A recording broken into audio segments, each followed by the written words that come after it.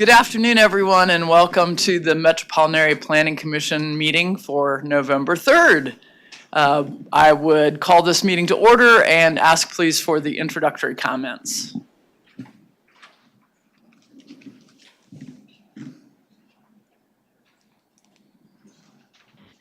Before we begin the Wichita-Sedgwick County Metropolitan Area Planning Commission and the Wichita-Sedgwick County Board of Zoning Appeals would like to take this opportunity to welcome everyone to this public hearing. For those in attendance, copies of the agenda for today's meeting, the public hearing procedure, and planning department staff reports on all agenda items are available in the lobby. The Planning Commission's and the BZA's bylaws limit the applicant on a zoning, subdivision, or variance application and his or her representatives to a total of 10 minutes of speaking time at the start of the hearing on that item, plus up to 2 minutes at the conclusion of that hearing. All other persons wishing to speak on agenda items are limited to 3 minutes per person. However, if they feel that it is needed and justified, the chairman may extend these times by up to 2 minutes. All speakers are requested to state his or her name and address for the record when beginning to speak. When you are finished speaking, please share your name, address, and the case number on the sheet provided in the room. This will enable staff to notify you if there are any additional proceedings concerning that item. All speakers at the podium, please remove your face mask before speaking into the microphone. Please note that all written and visual materials you present to the Commission and the Board will be retained by the Secretary as part of the official record. If you are not speaking, but you wish to be notified about future proceedings on a particular case, please provide your contact information to the Planning Department. The Planning Commission and the Board are interested in hearing the views of all persons who wish to express themselves on all the agenda items. However, we ask that all speakers please be as courteous and concise as possible and avoid long repetitions of facts or opinions which have already been stated. For your information, the Wichita City Council has adopted a policy for all city zoning items. A copy of this policy is available from the planning staff. The City Council relies on a written record of the Planning Commission hearings and does not conduct its own additional public hearings on these items. The decision of the BZA is final. Any appeal of a decision of the BZA is to the district court.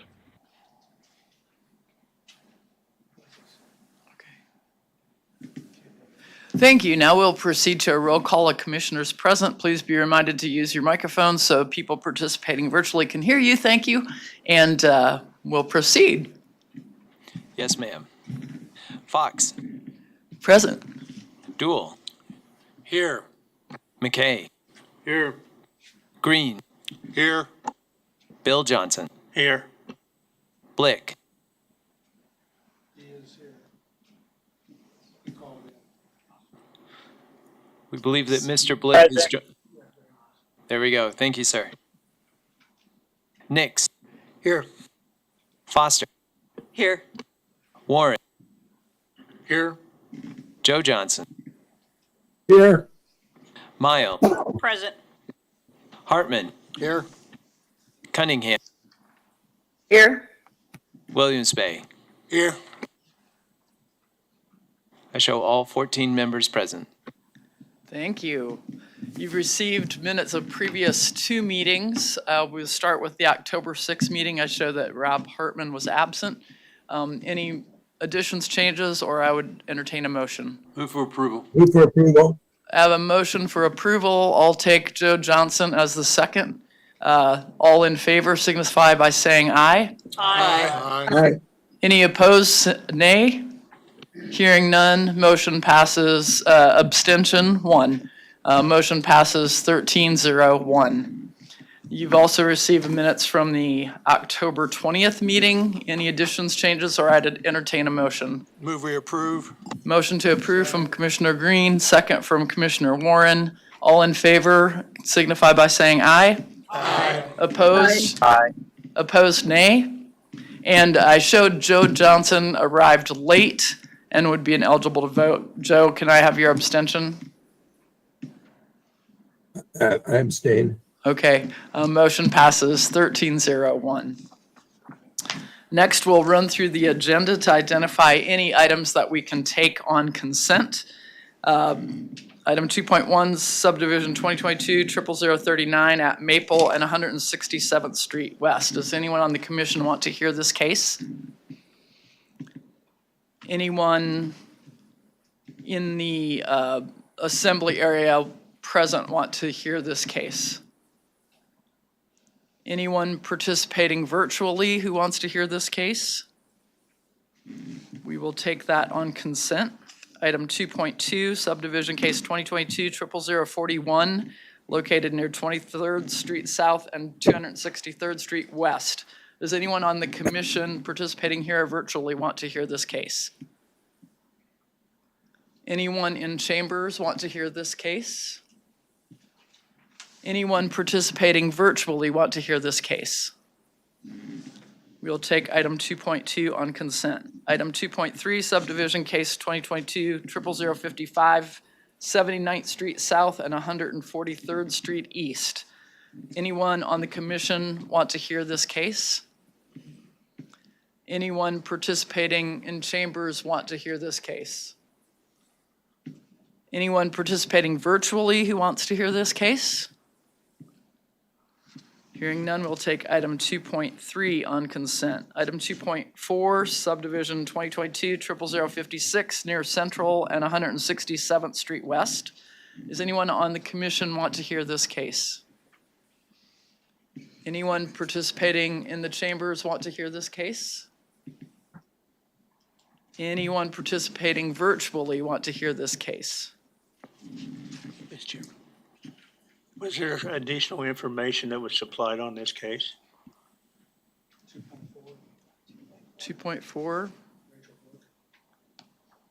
Rachel Brook Estates. Neil, did we have something added to this case?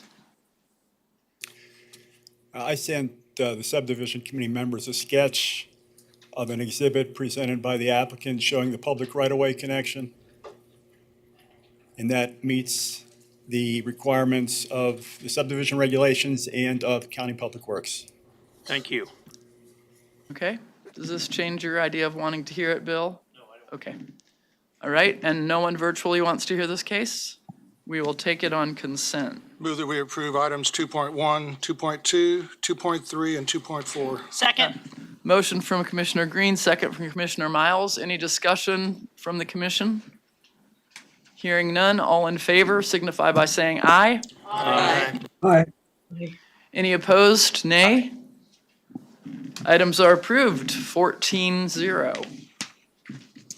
We have one vacation item, 2022-00031 Webb Road and 13th Street North. Anyone on the commission who would like to hear this case? Anyone in chambers who would like to hear this case? Anyone participating virtually who would like to hear this case? Hear none? Any discussion, or I would entertain a motion? Second.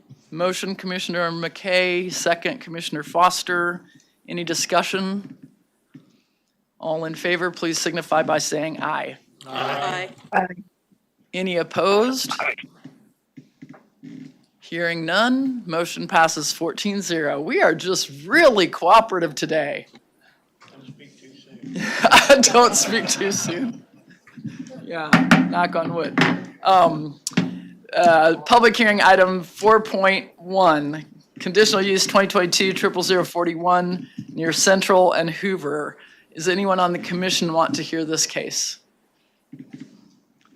Anyone in chambers want to hear this case?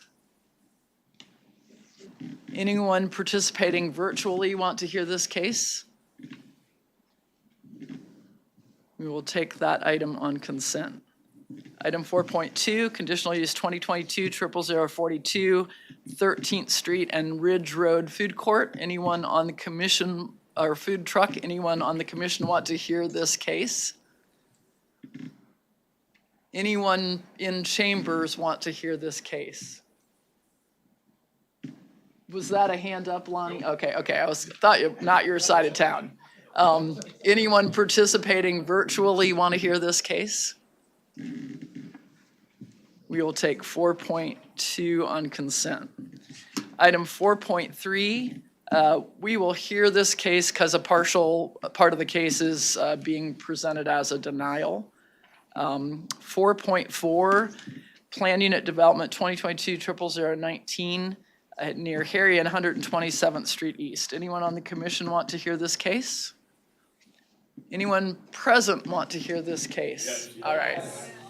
Yes. See, we're very cooperative today, a lot of us. We will hear 4.4. Item 4.5, zoning case 2022-000. Oh, and do we have agent or applicant for PUD 2022-00018 present? Thank you. And do we have the agent or applicant for 2022's 00019? Okay, thank you. Zoning case 2022-00055 and conditional use 2022-00040. This is at Broadway and 47th Street South. Anyone on the commission want to hear this case? Anyone present in chambers want to hear this case? I saw a nod back there. Was that, no, okay, thank you. I'm watching closely. Anyone participating virtually want to hear this case? Yes, we'd like to hear the case. Okay, 4.5, we have someone virtual. We'll hear this case. 4.6, zoning case 2022-00050. Oh, and do we have an agent or applicant for 4.5? This is Broadway and 47th Street South. Here, okay, thank you. Item 4.6, zoning case 2022-00056, Maple and 167th Street West. Anyone on the commission want to hear this case? Anyone in chambers want to hear this case? And anyone participating virtually want to hear this case? We can take item 4.6 on consent. Move that we approve items 4.1, 4.2, and 4.6. I have a motion from. Second. Second goes to Rob Hartman. Rob, is that what I said? Rob. Any discussion on this item?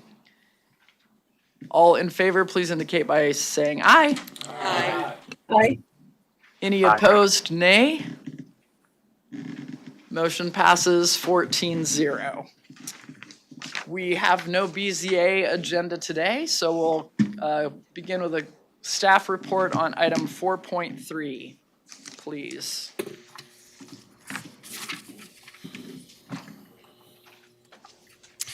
Good afternoon, Planning Commissioners. Philip Zevenbergen with Planning Staff. PUD 2218 is a request to amend PUD number 78, the Vassar Apartments PUD, in order to expand the area that is encompassed within the PUD for the purposes of expanding a custom zoning classification to allow for additional multifamily development, as well as a limited number of commercial uses on one of the parcels.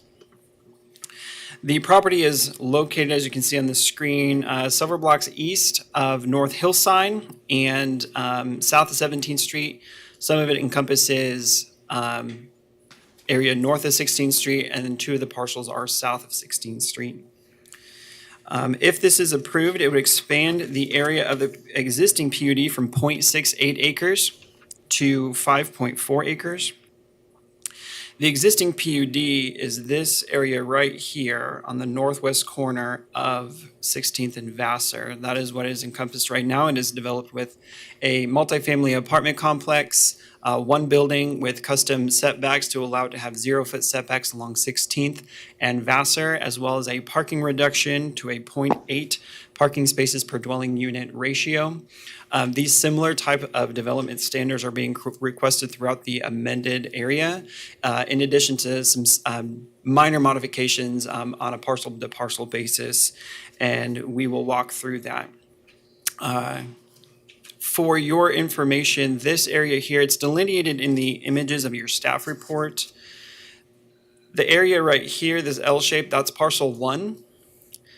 This piece of land here between Fairmount and Holyoke is parcel 2. The green shaded area, or the MF29 zone property south of 16th Street, that's parcel 3. And the yellow shaded area, or the TF3 zoned portion south of 16th Street, is parcel 4. So when we go through the different parcel descriptions, that is where it applies. And I tried to, in the staff report, indicate places north of 16th Street and places south of 16th Street.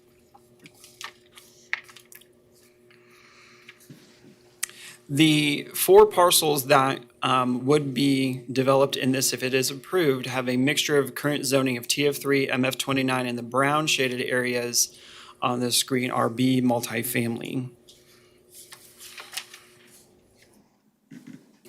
The current development on parcels 1 and 2 is a mixture of single family, 2-family, and multifamily development in addition to that PUD zoning as we discussed earlier.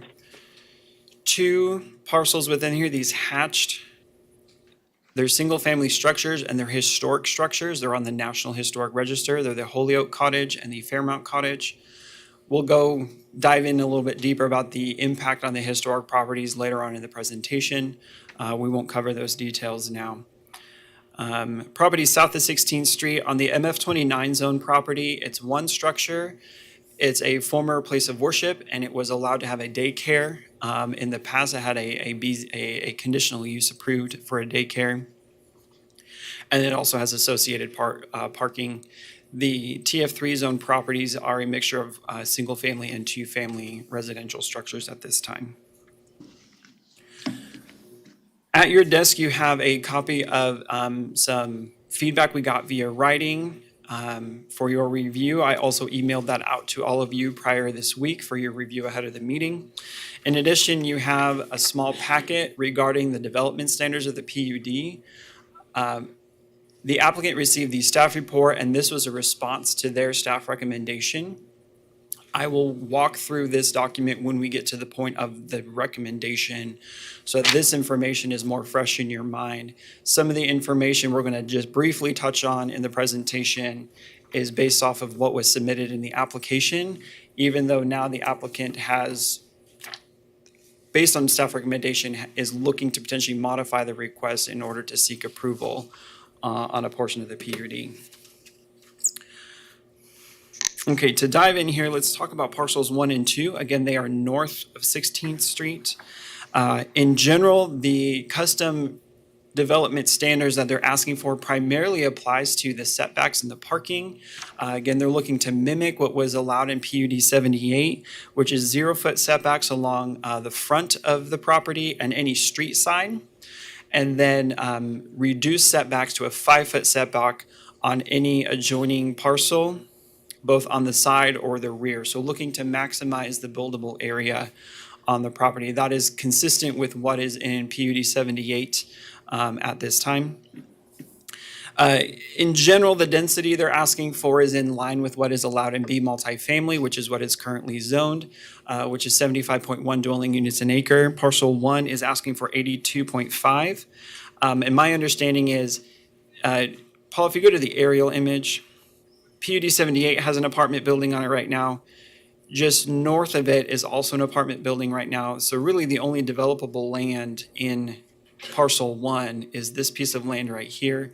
And based on the size of it, in order to accomplish the number of dwelling units they're looking at, they actually had to, on that size of land, they had to increase the density a little bit to accomplish it. Something very similar happened a couple blocks down with a PUD in this area earlier this year, where on a smaller portion of a parcel, they asked for an increase in density to mimic the type of development happening elsewhere within the PUD. For parcels 3 and 4, they're looking to do something a little bit different, knowing it's a little bit away from the higher intensity transitional area that is north of 16th Street. They are originally requesting a height of 45 feet, which would be allowed in MF29. So again, parcel 3 would allow that already right now. They're still asking for a reduction in setback. That is discussed. Generally, you're going to have a front setback of 10 feet. So especially when you think about the properties fronting the park, they're not going to be right on the sidewalk. Those buildings will be set back just a little bit. In addition to some reduced setbacks on the side and the rear properties from the abutting lots to the south. Providing a little bit more setback than parcels 1 and 2, but less than what the current zoning would allow. Signage would be what's allowed in B multifamily, and the way the sign code is written, MF18, MF29, and B multifamily all have the same regulation. There's no distinction between those. Staff has no issue with that. Part of staff's recommendation and is agreed upon by the applicant is to not allow LED or electronic message center signage. And that if they want to in the future, that would have to be approved by an amendment versus just an administrative adjustment. And that if approved on parcels 3 and 4 south of 16th Street, that all lighting be indirectly lighted versus internally illuminated. Indirectly lighted would be like an exterior light shining at it versus it being illuminated from the interior of the sign, illuminated out. So you have indirect lighting being pointed at it versus lighting coming from within it. And again, the applicant has agreed to that part of staff recommendation. Regarding the proposed uses, parcels 1 and 2 would allow what is allowed now is then be multifamily, which is multifamily residential development. They are looking to add a limited number of commercial uses, specifically on parcel 2, and related to like office uses. They're requesting personal care and personal improvement services, which would be like a nail salon, a barber, dry cleaning, a tailor, things of that nature, licensed massage therapies in there. And those definitions are in your staff report as well. We'll get into the nitty-gritty of how that breaks down when we get to the recommendation section. Parcels 3 and 4, they were also requesting initially a significant number of uses in addition to just multifamily. They would allow it in B multifamily, but that also includes some medical facilities and things of that nature. One thing that they're requesting overall within this is to allow short-term rental. That term, as those of you on the Advanced Plans Committee have been going through this, is not a defined term in our zoning code at this point. And so they actually did define it, and that's in the document on your desk. Which they are allowed to do in a PUD if it is not a defined term in the zoning code. They can define a term to a certain use within the PUD to be governed in such a fashion. In general, a short-term rental would be if you have a structure and you rent it for longer than a week, it's just considered a rental. So more or less coming in line with something like an Airbnb or VRBO, and they defined it like that within the PUD. Overall, regarding the uses that would be permitted and some of the development standards, staff is recommending denial of parcels 3 and 4. Again, those are the parcels that are south of 16th Street.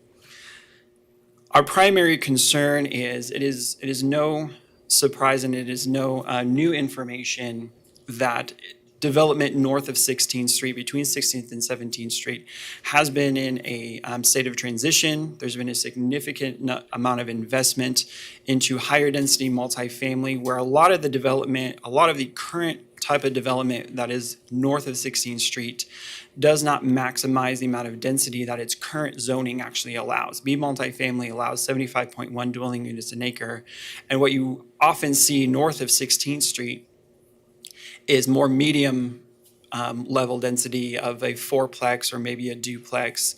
Here and there, you're going to have a standard kind of apartment building.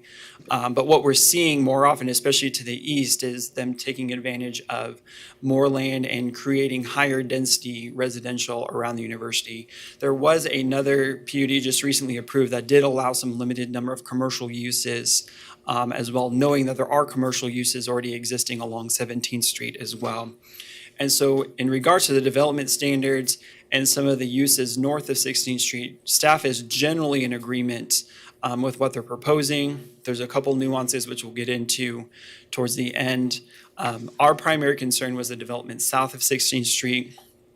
If you go back to the zoning map, the primary zoning is TF3 two-family residential with low-density single or two-family structures that are no more than 2 stories tall. You do have the one instance in MF29, which was approved in 2018. The multifamily development that was intended for that site never came to fruition. Currently, it is a 2-story structure that was a former place of worship, more like a community facilities type building and not multifamily residential.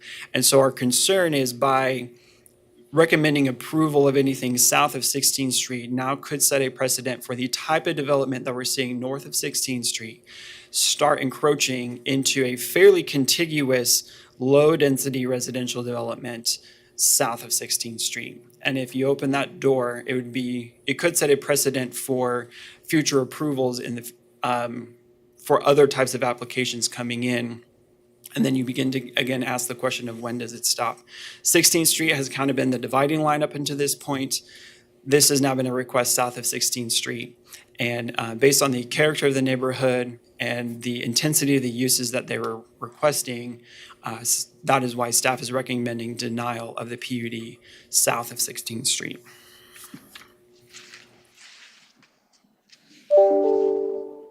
For some of these items in your staff report, I'm going to wait to go over them just in general with the recommendation document. Regarding parking, they are asking for the same parking reduction, which would be a 0.8 parking space per dwelling unit ratio, which is permitted on PUD 78.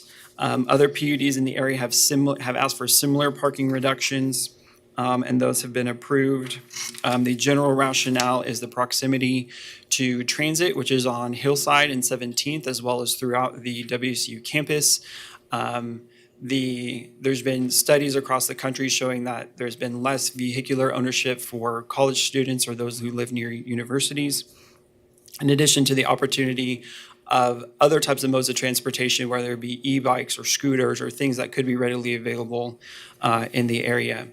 This portion of the Fairmount neighborhood has sidewalks already installed. Every street, at least going to the university, every street along the perimeter of this PUD has sidewalks, which actually makes it a very walkable development, creates a lot of opportunity for access to other modes of transportation that are nearby than vehicular access. There is a discussion in your staff report about what that reduction would do and how many spaces it would allow. And overall, what it would do is if you had an apartment building that had 2-family or 2-bedroom uses or 2-bedroom apartments, it would only require you to provide the parking as if it was a 1-bedroom apartment. So that's really the difference between what they're asking, what they would be required to do and what they're asking for.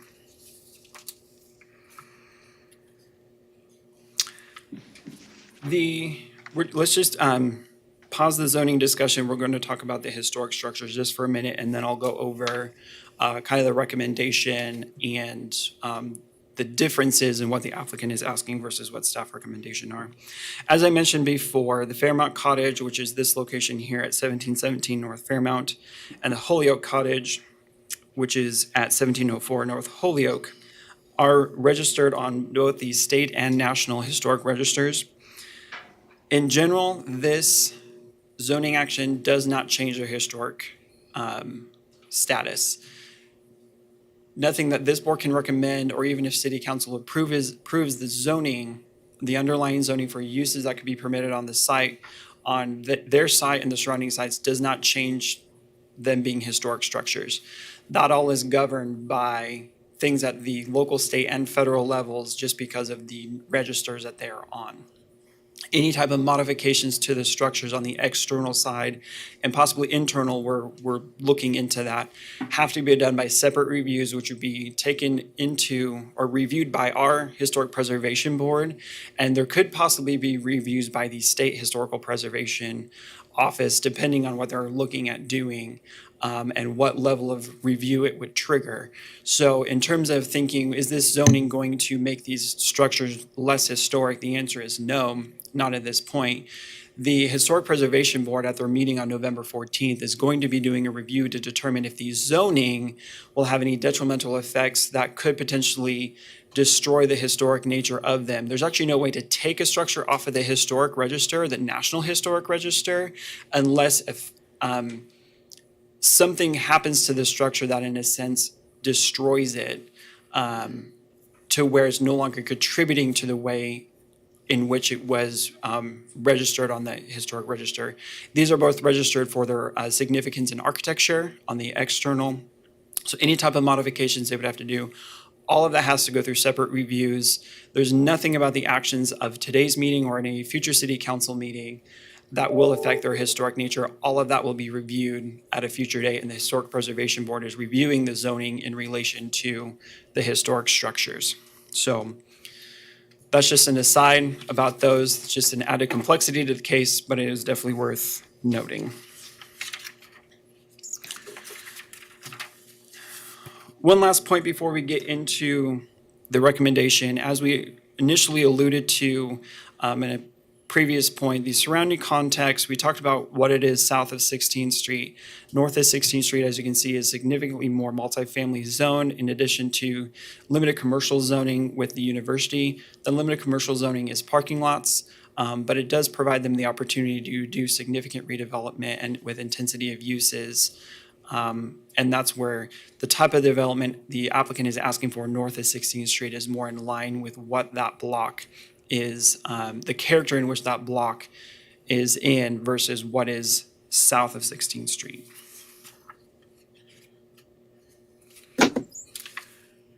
Okay, so we're going to walk through this document kind of page by page. What you have here is if there's writing in red, that is either a staff comment or it is part of the original staff recommendation.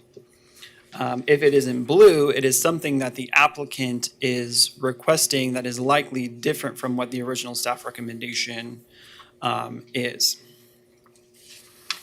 So there's nothing on page one. Everybody's in agreement with what parcel one can be. So we're going to, as well as parcel two in terms of the development standards for height, density, and setbacks. So keep in mind, staff is recommending denial of parcels 3 and 4.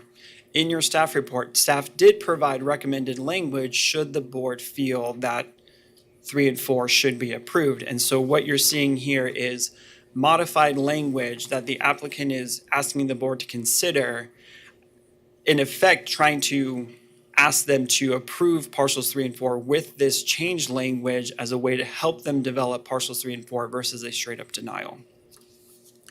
So in parcel 3 and 4, staff was recommending, if the board chose to recommend approval of it, staff was suggesting that the zoning, the maximum height be per MF 29, which allowed 45 feet.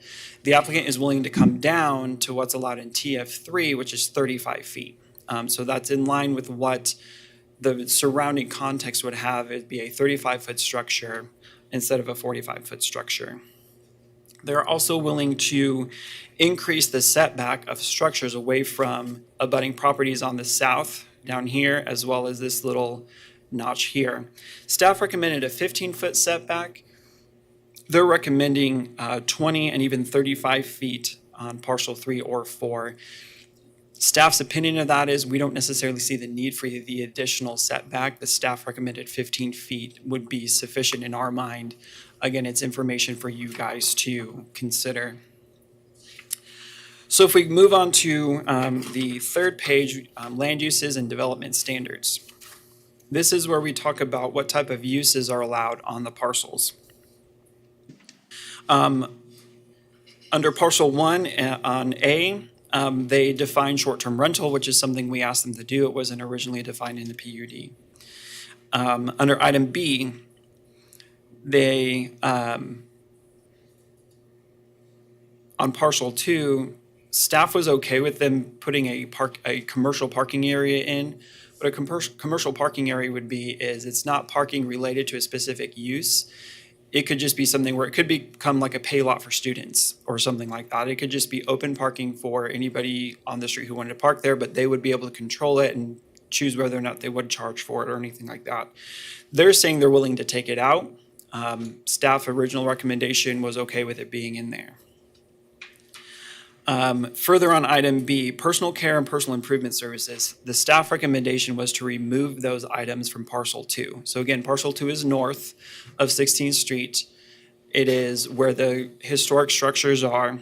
All the uses listed there, staff was okay with, except for personal care and personal improvement services. Our feeling was those start getting a little bit more intensive types of use, especially considering parcel 2 is on the south part of the block closest to this contiguous residential area to the south. So we felt that those types of uses would be a little bit more intense than what we were comfortable with.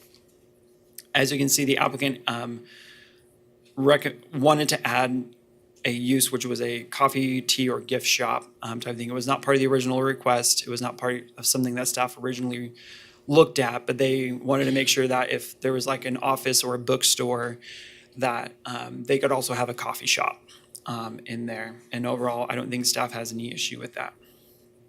So if we move down to parcel 3, item C, they're asking for B multifamily residential zoning, and they show several exceptions. Staff recommended MF29, which is what it's currently zoned right now. Parcel 4, item D, they're looking to actually reduce the zoning, uses allowed to what is allowed in TF3, which is what it is on right now. Staff recommendation was MF29. They're looking to reduce the types of uses that are allowed to those permitted in TF3, in addition to an ancillary parking lot that would be additional parking related to a specific use that they own. It is still a private lot. And a group residence limited, which allows up to 15 individuals, so it's not necessarily, it would have to be a small fraternity or sorority. And then, of course, short-term rentals and multifamily development. Landscaping, this is something I didn't cover in the staff report because it was just going to be easier to talk about it here.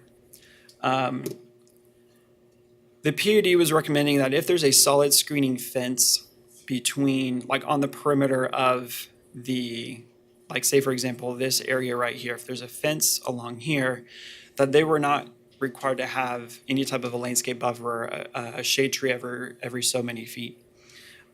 Staff, knowing that there are, even though it's zone B multifamily, wouldn't necessarily have to adhere to the landscape ordinance because it's related to the zoning district, but because there are lower density uses on this parcel, for example, of requiring that landscape buffer in addition to the screening fence. So that's something that they are not asking to do. Staff is recommending that landscaping be installed. Again, it would truly only have an effect on this property line here or these property lines down there. And according to the staff's or the applicant's information, they are okay with putting a landscape buffer on parcels 3 and 4 if they are approved, but they're not wanting to do the landscape buffer on parcels 1 and 2. And then everything else going through the document, there's red text where it was staff recommended language that the applicant is okay with. One of them regarding landscaping in terms of a landscape street yard, requiring as much of the landscape street yard to be in front of the property versus some of it being able to be planted elsewhere on the property.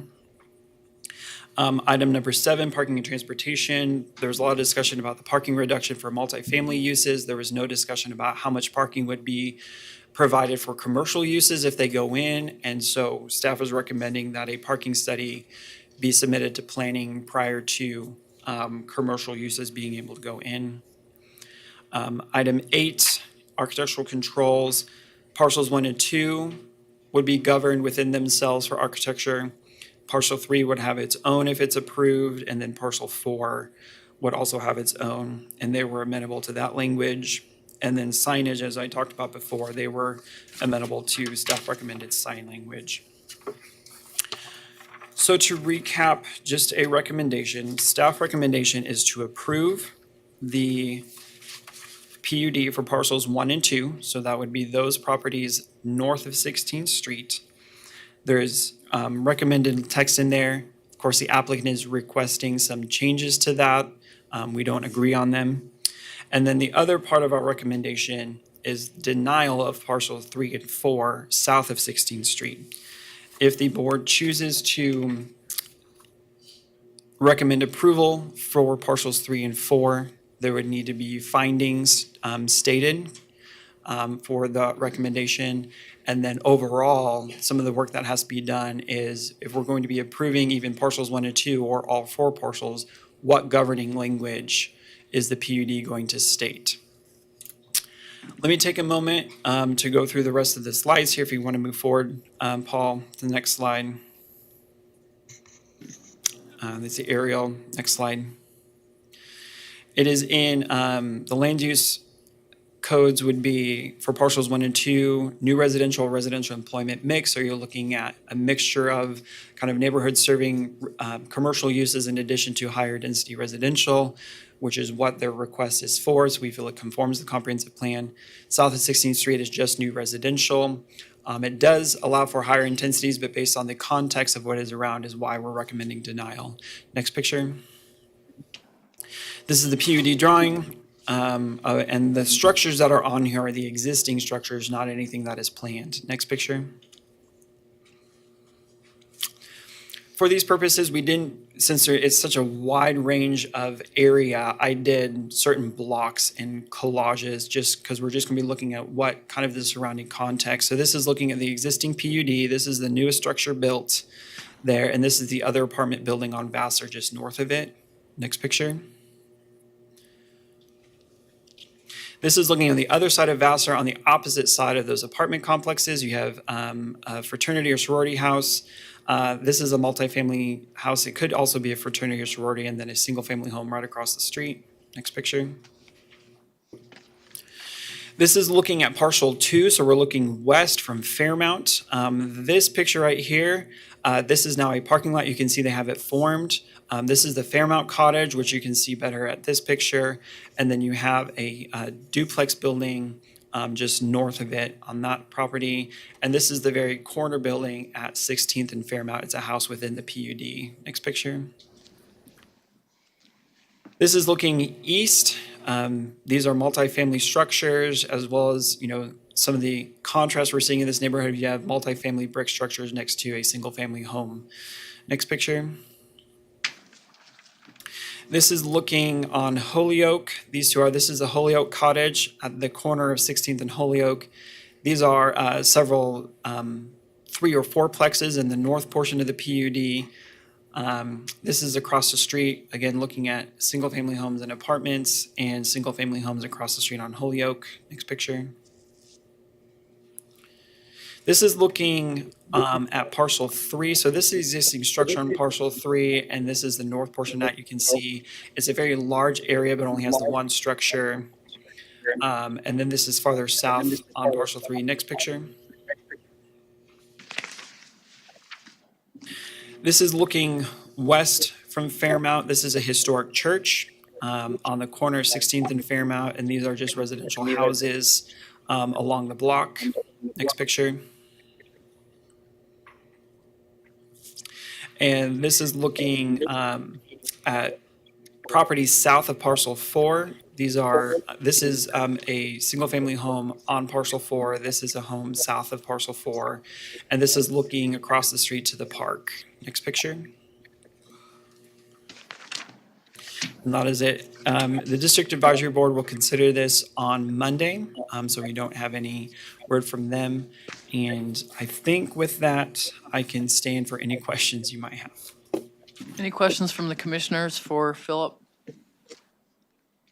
Right, we will then hear from the agent or applicant. If you come forward, state your name and address, and you'll have 10 minutes. And in our high-tech room, you can see the 10 minutes counting down on your screen or on the clock on the wall. Okay, thank you. Brian Litteback, MKEC Engineering, 411 North Webb Road, on behalf of the owner and applicant. Thank you, Philip, for the extensive presentation. Go ahead and do the next slide, please.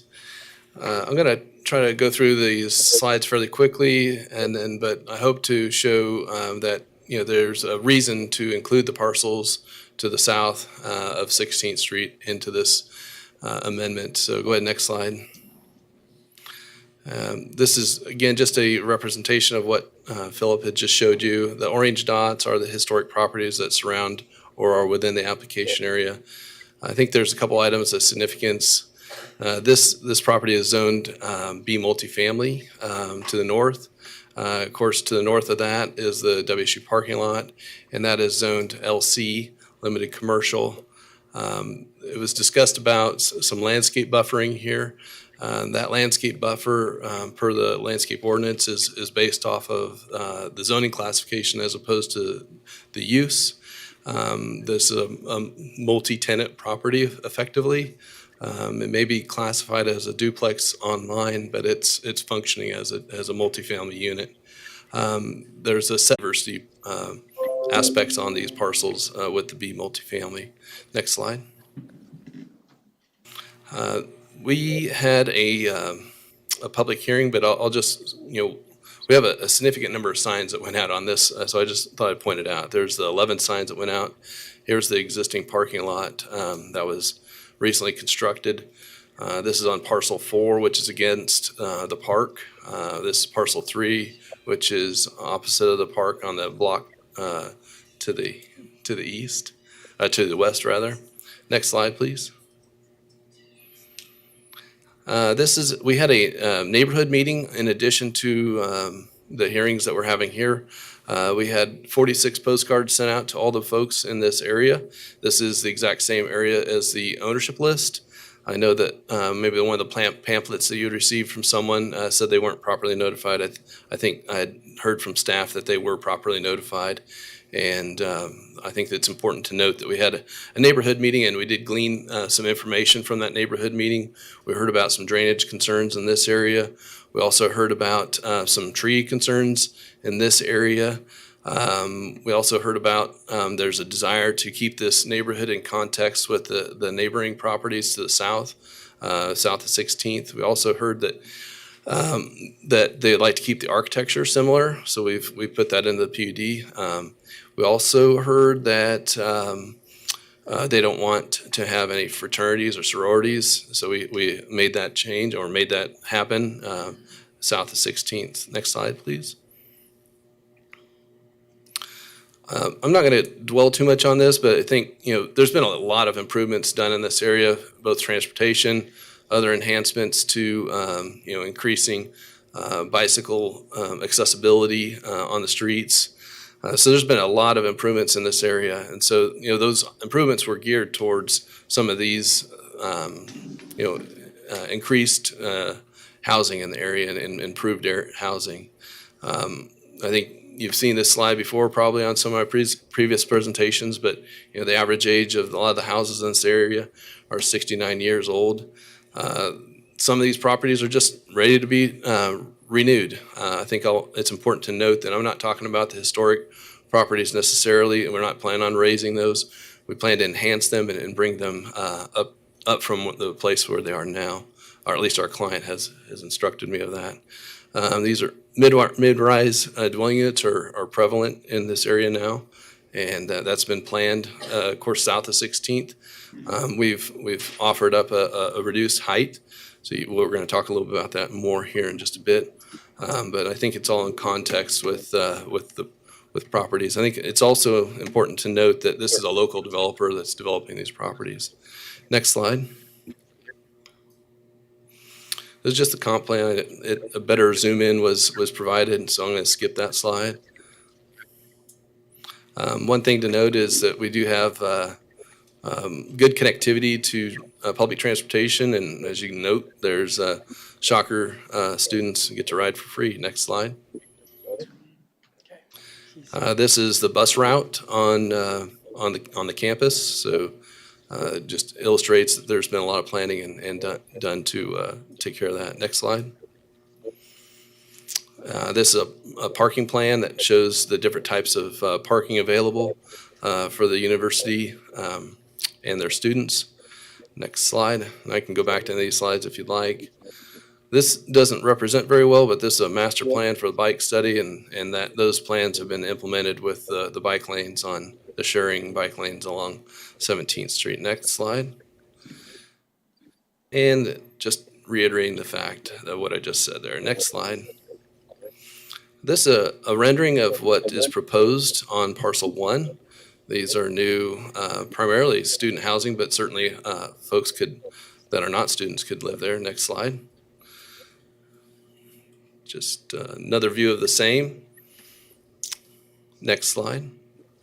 And this is another view of the same. Next slide. This is a site plan. It doesn't represent very well on my screen, but I think up here it looks pretty good. This is just a overall site plan that shows kind of an amenity area in the middle. Next slide. This is on parcel 2. This is a planned, a concept of what's being planned for the property. Just to orient you, this is the historic building of Fairmont, and then this one is the Holyoke property.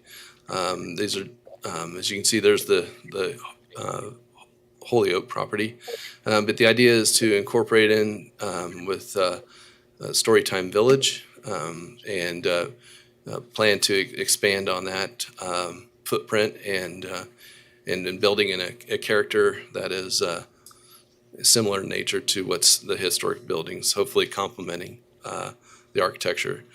Certainly those plans will have to go through architectural review at the national, or not necessarily national, but local historic preservation board. But these are just important to show that there's been some significant planning. Next slide.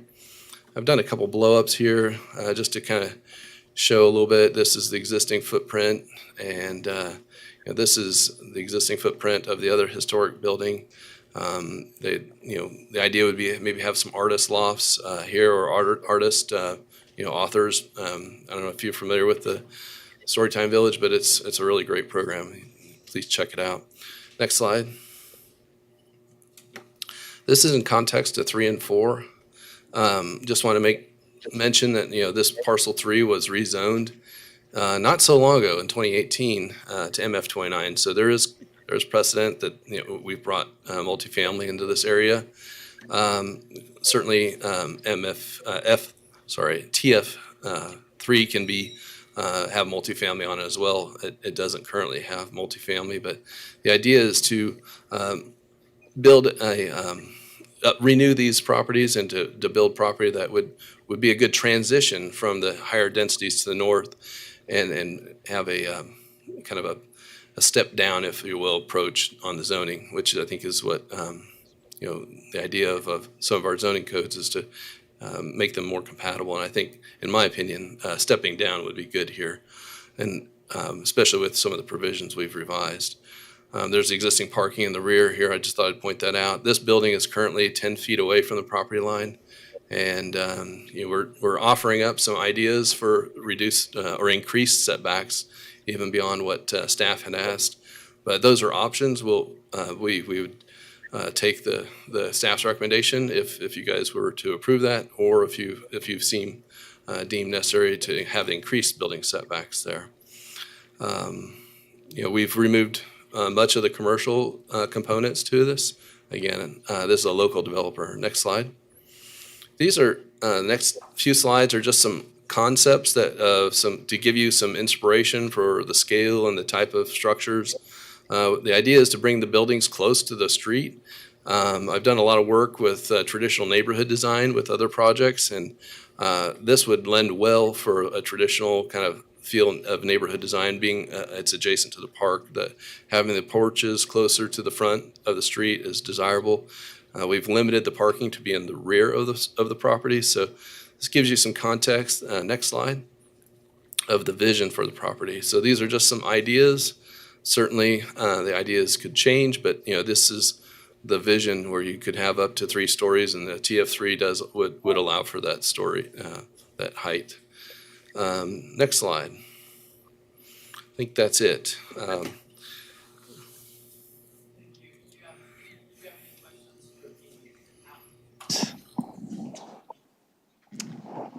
Did I run out of batteries already? I've got a question. What was Go your ahead. notification? Pardon me? What was the notification ring? It was a 350-foot list, and I think it's important to note that we're generally in agreement with staff comment on a lot of the items that they had provided. So I think, from a context standpoint, with the exception of, outright denial on the southern parts, if it were approved, I think we're in largely in agreement on certain aspects. Other questions for the speaker from the commission? Thank you. We will now move to public comment on this item. So if you'd like to speak, please approach the podium, give your name and address, and you'll have 3 minutes each.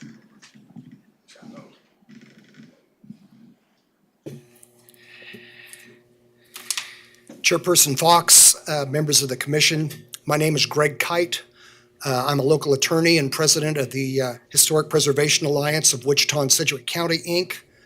Our corporate headquarters are located at 230 North Market. Let me just say that I appreciate very much staff's information that was provided about the historic properties. I think they did a bang-up job, and I appreciate that. I am appearing here today, frankly, out of an abundance of caution with respect to both Holyoke Cottage and Fairmont Cottage. As you know from your packets, both of these residences are listed on the National Register of Historic Places. As such, they are afforded certain protections under both the Kansas Preservation Act regulations, as well as the Secretary of the Interior's standards for the treatment of historic properties. In addition to the information provided in your respective packets, I think it should be known that Fairmont Cottage is one of 3 sister residences designed by Proudfoot and Bird. The other 2 are the Aviary, located at 330 Circle Drive in College Hill, which was constructed by George Bird, hence the Aviary, and was completed in 1887, as well as Riverside Cottage, 901 Spalding in Riverside, which was built by Thomas Fitch. For the past several years, I have met with Mark Farha, and on a number of occasions at both Holyoke and Fairmont Cottages to discuss options and alternatives with respect to each. I thought we had very productive discussions. In fact, I was looking forward to a collaboration between Mark and the Historic Preservation Alliance, Inc. However, at this point, that has not occurred.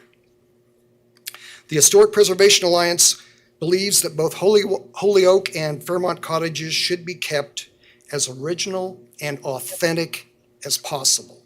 Uses such as administrative offices and meetings would seem to meet that criteria. I would entertain any questions that you might have. Any questions for our speaker from the commission? Thank you, Greg. Thank you very much. Appreciate your testimony. Next speaker, please.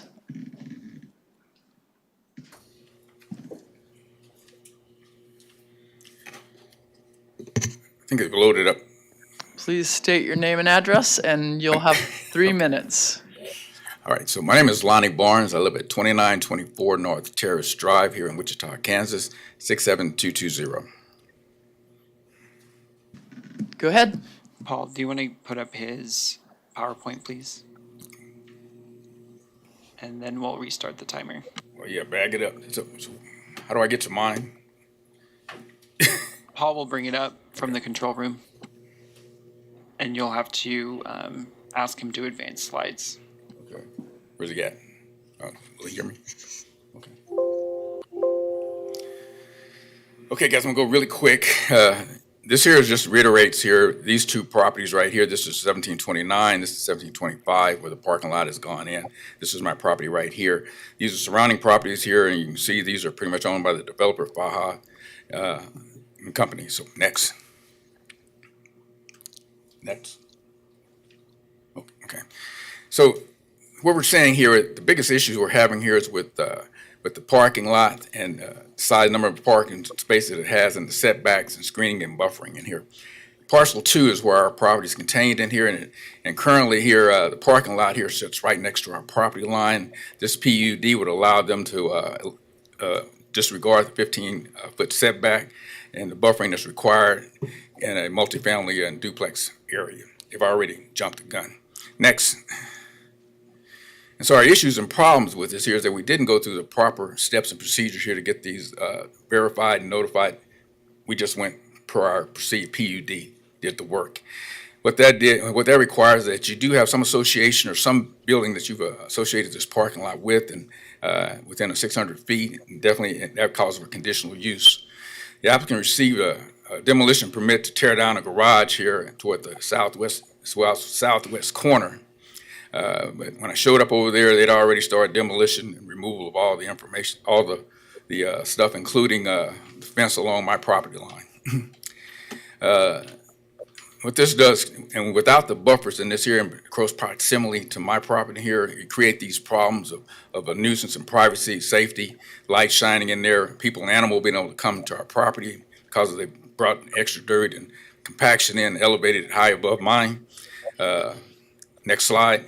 And what that does, when you've elevated that property so much in here, now I've got a runoff in between my property and there coming down. Next. Those things I stated here about having the proper notification, I say here proper permits and drawing reviews in here. This was questioned here by the staff and also repeated here by the zoning people that they had not received those requests. Next. And then per the current zoning here, say that there is a requirement here for a buffer between the multifamily and duplexes and single families and stuff of this nature. And it says there's a 15 width setback, and that parking should not be allowed next to the adjacent thing in here, but you could put screening and buffering within that buffer zone.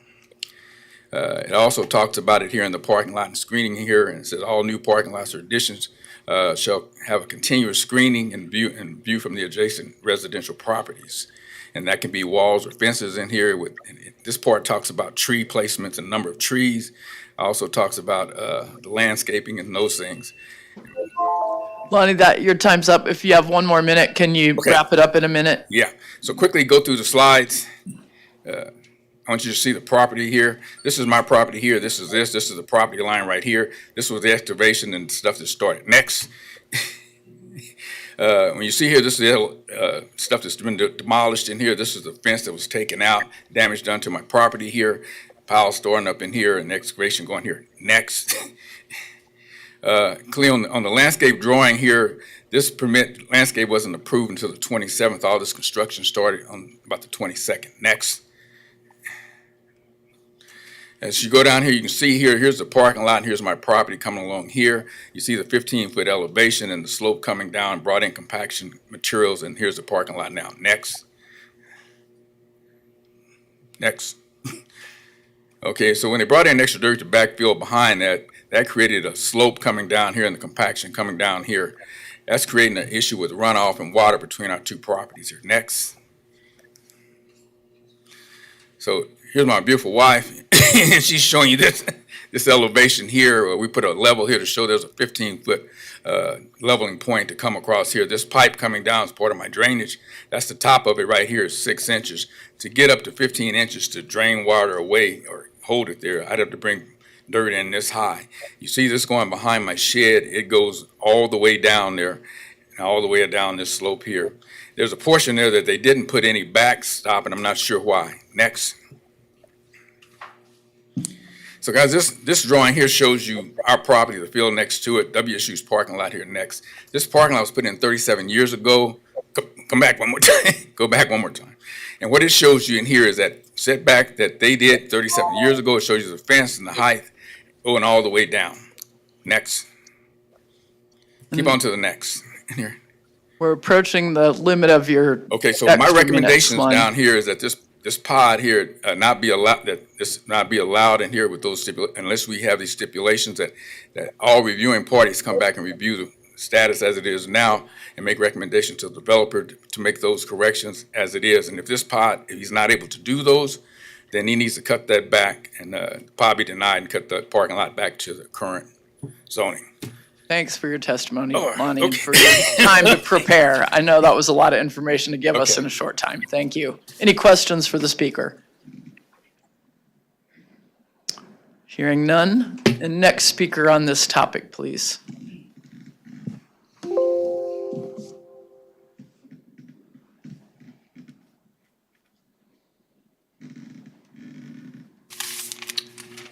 Yes, my name's Ed Langston, and I live at 1621 North Vassar, which is the property that adjoins parcel 4, the proposed parcel. And I just want to go on record to express my concern about how the stormwater drainage is handled. If there's a parking lot or a covered surface, it's going to sort of amplify the runoff. And my property that borders the parcel 4 is actually the low, the low spot, so the water settles there and then drains east to Vassar Street.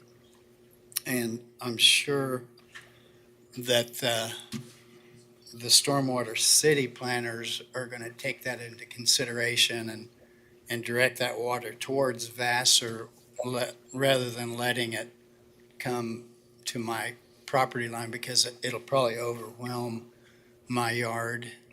But I just wanted to go on the record with that, and I'm sure the stormwater guys are going to do it right. But I just wanted to put my 2 cents in, and I'm sure Mark and his guys are going to do it right the first time. Thank you for your testimony. Any questions for the speaker? And you're right, sir, this is a decision on the appropriate use of the land, but the next step would be platting, and then stormwater officials and engineers would be looking at the plan to make sure it meets. Philip? Just a note on that. It is already platted. However, stormwater is reviewed during the time of building permits. Okay, thanks for that clarification. All right, thank you. Next speaker. Good afternoon.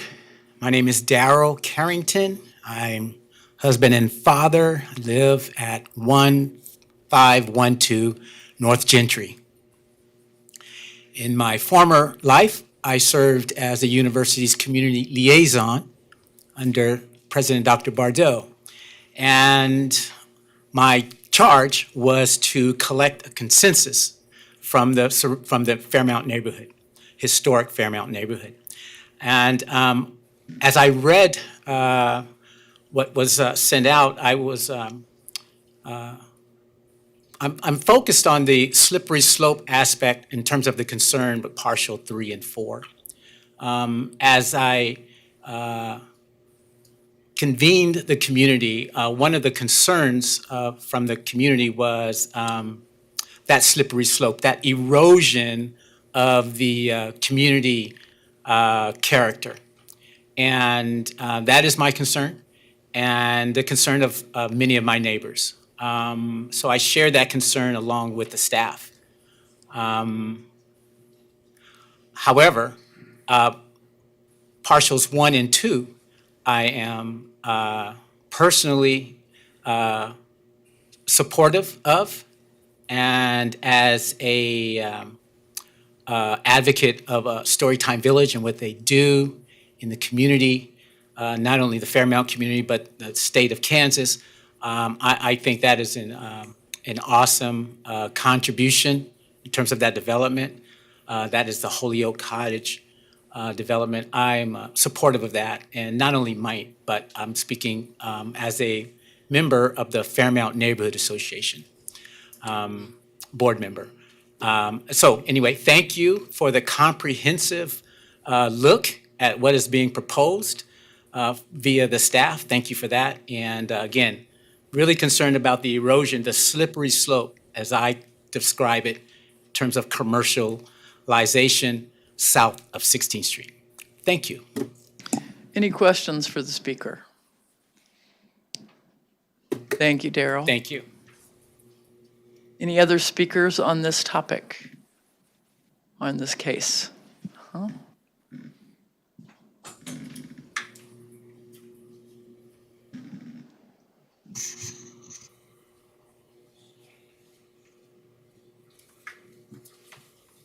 My name is Elena Engel. I live at 3608 Meadow Lane, and I am currently and several times a member of the Historic Preservation Board.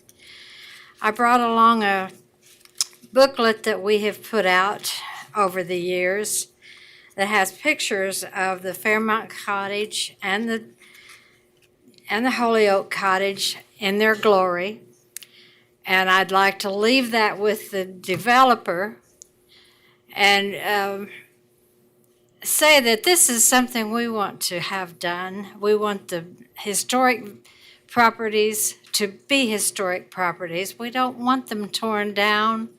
We don't want them made to look like crap. So please look at this and see what you can do. Thank you. Any questions for the speaker? Thank you for your testimony and sharing the book. Any other speakers on this case? Seeing none, any participants virtually who would like to speak on this case?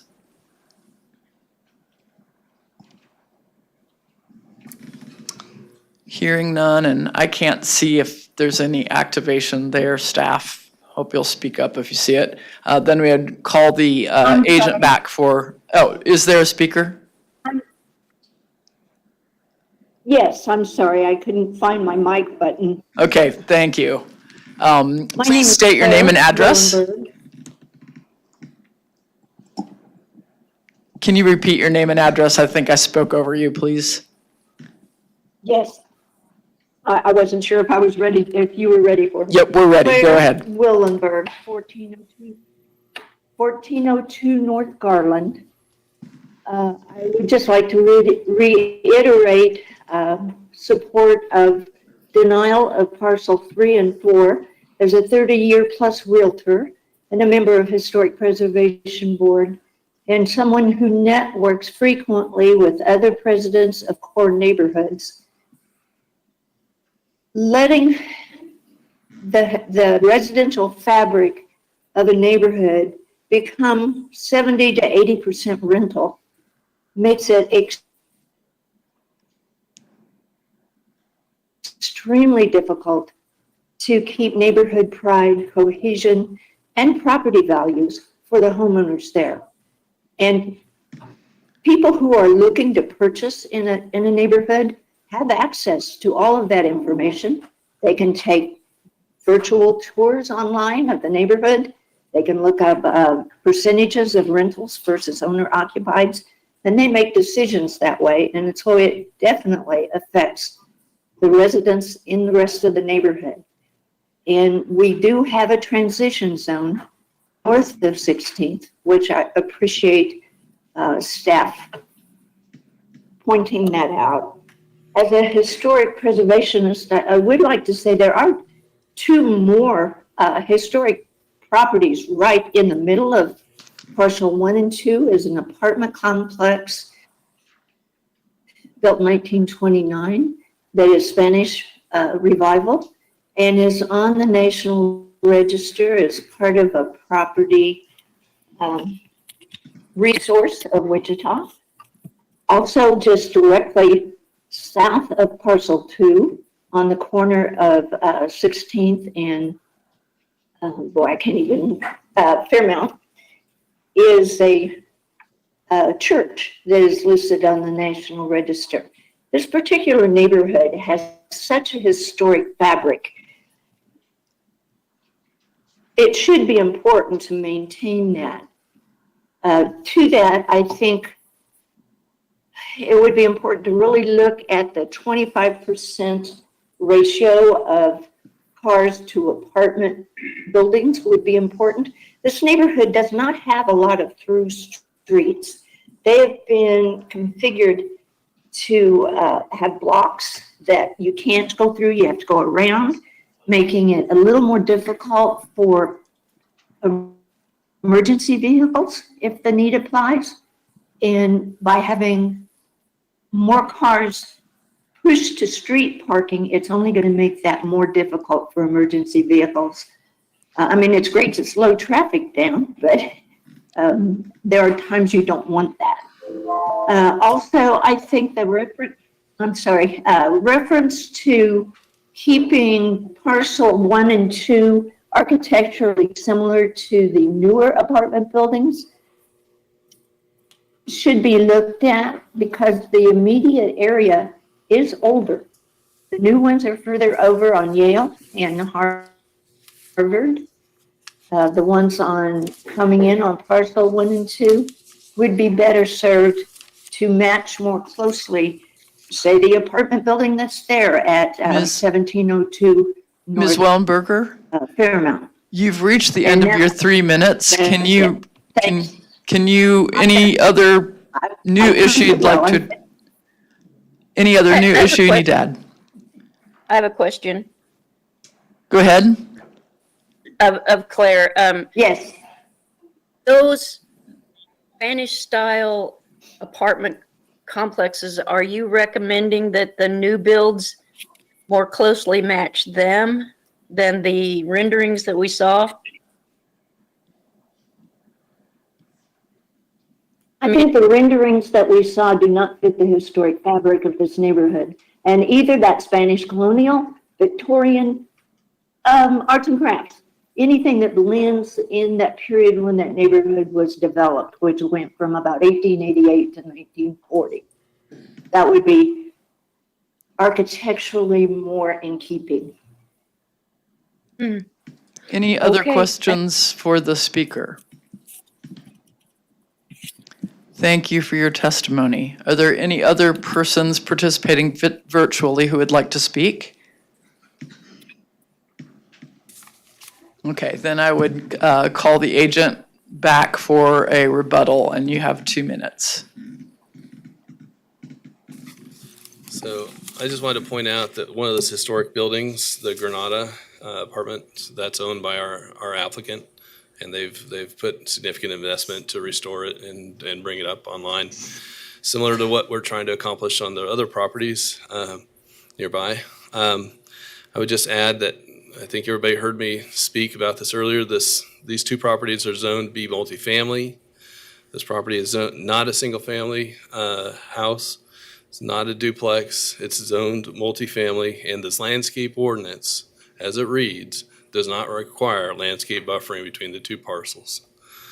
I'd also like to add that, what we're trying to accomplish here is to build in context with the neighborhood as far as some of the architectural styles on parcels 3 and 4. This parcel 3, as we know, is not a residence. It's a commercial building. I don't think that we want to try to maintain some of those characters that are going on here, and we've provided that information to you as you've seen some of the renderings of those properties on the south of 16th. Just to reiterate, we don't wish to tear down the historic buildings. I think it was brought to our attention by the Historic Preservation Board that they've been working collaboratively with the owners of this property, and they've been vacant. These properties have been vacant for a long time. My daughter even said, that one looks like it's not being lived in. So I think it's important to note that, the progress here is that we desire to make them lived in and have them functioning as assets in our community. And this zoning would help that occur. Adjacent neighbor issues that were brought up, is there a plan to address the elevation, et cetera? Certainly. The parking lot's under construction. They're actually pouring the approaches today. The inspection was done, and that was given approval to pour the approaches. Certainly, it's a work in progress. The fence will be restored. It'll be an opaque fence as opposed to a chain link fence.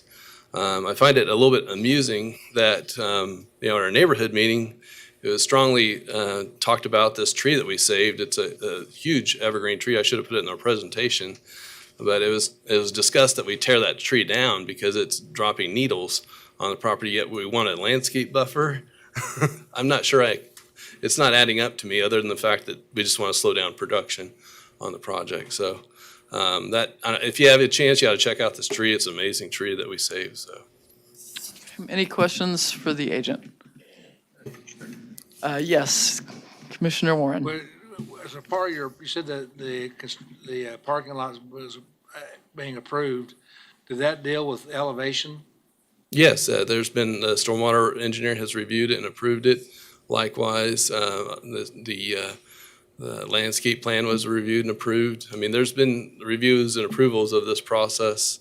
It's not complete in the fact that our zoning across the street is not rectified for the building that is desired to put on there. But there's certainly, that parking lot would be used for whatever building would reside in this area, whether it's built or not. So, Any additional questions? Yeah, I have one. Would it be a huge setback to you if you added more parking?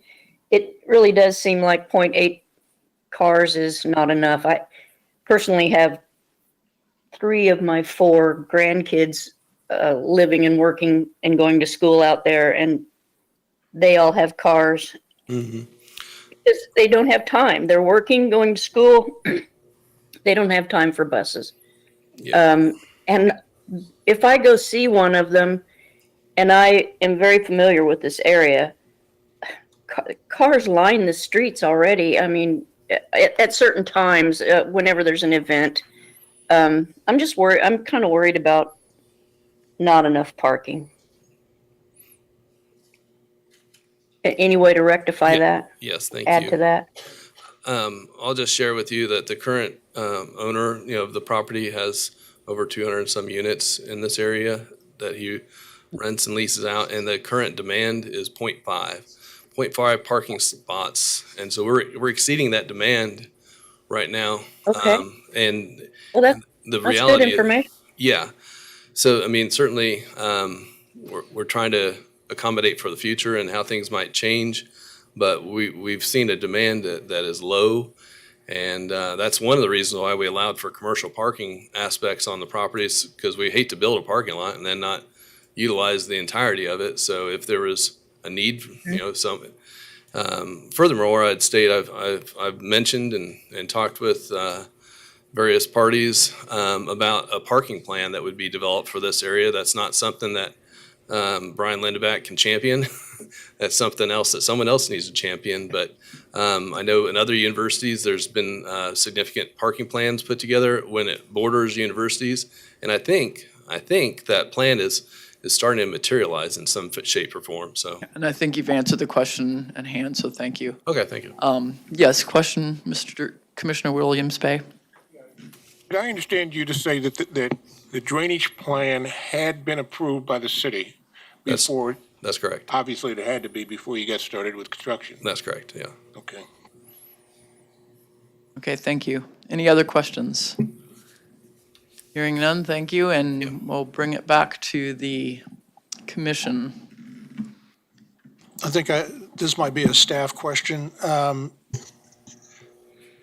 The notification area, you showed a map that identified the notification area for this PUD. And I'm curious, how many of those, I think somebody said that everybody was notified successfully. How many of those people were owner occupied, and how many of those are actually rentals in that area? I don't have that off the top of my head. I don't know how quickly we could come up with the one way of easily looking at it is whether or not the mailing address on the ownership list is different from the physical address in the neighborhood. And I don't have that readily available right now, but so unfortunately I can't answer that question. Okay, I have a question. go ahead, Did this Commissioner go to, Cunningham. did this go to the DAB? And I guess I have 2 questions. And what difference will it really make if this goes to the Preservation Board on the 14th? There's no legal standing anymore, is there? I mean, I don't understand why send it to the Preservation Board after this hearing? And I just wondered if it went to the DAB. So to answer the DAB question first, that the DAB happens on Monday, the 7th. So DAB 1 will consider this at their meeting at that time. The Historic Preservation Board, because of the way these structures are registered, it triggers a review by the Historic Preservation Board. And what they're doing is, this is the public hearing, but this board does not have the final authority in approving the zoning. And so even though this hearing is happening now and the Historic Preservation Board hearing weighing in on the zoning is happening after, their recommendation or their finding regarding how this zoning may affect the historic properties, much like the Planning Commission's recommendation and the DAB recommendation, will go to the City Council because they're the final authority when it comes to approving the zoning or not. Okay. Okay, other questions? We have go ahead, Commissioner Warren. I'll make a motion to approve with conditions, conditions, parcels 1 and 2. Mr. Warren, could you repeat your motion a little bit closer to the mic? Can you move it closer to your mouth, please? Move to approve with the conditions recommended by staff for parcels 1 and 2. So that would also then recommend denial of parcel 3 and 4, just for Want to clarification. do that on a separate motion? Do you? I'll defer to Scott on that. Or Jeff, but the way that I understand it, you're making a motion that would only impact parcels 1 and 2, and then maybe perhaps a second motion that would address 3 and 4. Okay, then I would make a motion to approve with staff conditions, parcels 1 and 2, and denial parcels 3 and 4. I have a motion. Is there a second? I'll second. Second from Commissioner Cunningham. Discussion.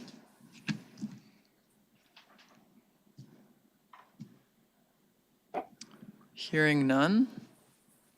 I'm going to call for a vote. All in favor of the proposal to accept approval of parcels 1 and 2 and denial of 3 and 4, all with conditions as recommended by staff, please indicate by saying aye. Aye. Aye. Any opposed? No. Okay, do we need a roll call? I heard 3 nays, I believe. Let's go by roll call. Fox. Aye. Dool. Aye. McKay. Nay. Green. Nay. Bill Johnson. Nay. Blick. Aye. Nix. Foster is absent. Warren. Aye. Joe Johnson.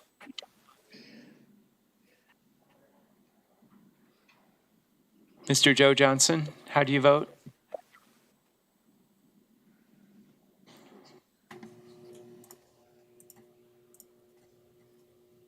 Yes. Yes. Miles. Nay. Hartman. Aye. Cunningham. Aye. Williams Bay.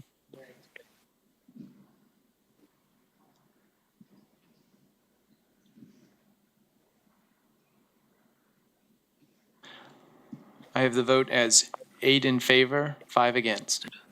And 1 abstention. Motion passes. Oh, 1 absent. Okay, so now we're at 13. Okay, gotcha. Motion passes 8-5. Thank you. Give a moment for those testifying on this case to clear the room, and we'll move on to 4.4. Mr. Chairman, Yes? on 4.4, I was a developer of a single-family property in the balance, all except for this 10 acres, and I think I should step down, Okay, lose myself. Thank you. okay.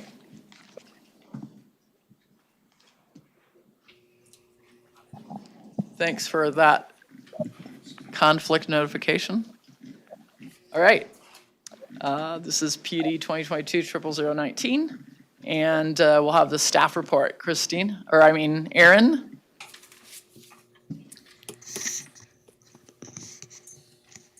Good afternoon, Erin Ebach-Friend with the Planning Department. PUD PUD 2022-0019 is a request to amend the Equestrian Estates Plan Unit Development PUD 19 to create a new parcel and permit warehouse self-storage with custom development standards on property currently zoned PUD 12 at the intersection of East Harry Street and South 127th Street East. The Equestrian Estates PUD is approximately 160 acres, originally approved with 4 parcels, permitting single-family dwellings, stables, and riding facilities. You'll see that the subject property is located in the northwest corner of the PUD, and we'll get to the PUD map in a moment so I can show you where that is in relation to the other parcels. But in regard to the zoning and development abutting the site, properties to the east and south are zoned PUD 12, developed with reserves in this area, an equestrian facility, as well as single-family dwellings farther to the east. And then north of the site, there is LC zoning, limited commercial zoning. Those properties are partially developed with duplexes. And then to the west of the site, properties are zoned LC and are developed with single-family homes. Paul, if we could go to the PUD slide. Okay, so it's a little bit difficult to see here, but the subject site and new parcel that would be created with this request is outlined here in black. This is parcel 5. It would take a portion, a 10-acre portion of the existing parcel 2. So when the PUD was originally approved, parcel 2 permitted single-family residences and open areas and reserves for monuments, landscaping, lighting, equestrian uses, and similar amenities for the community.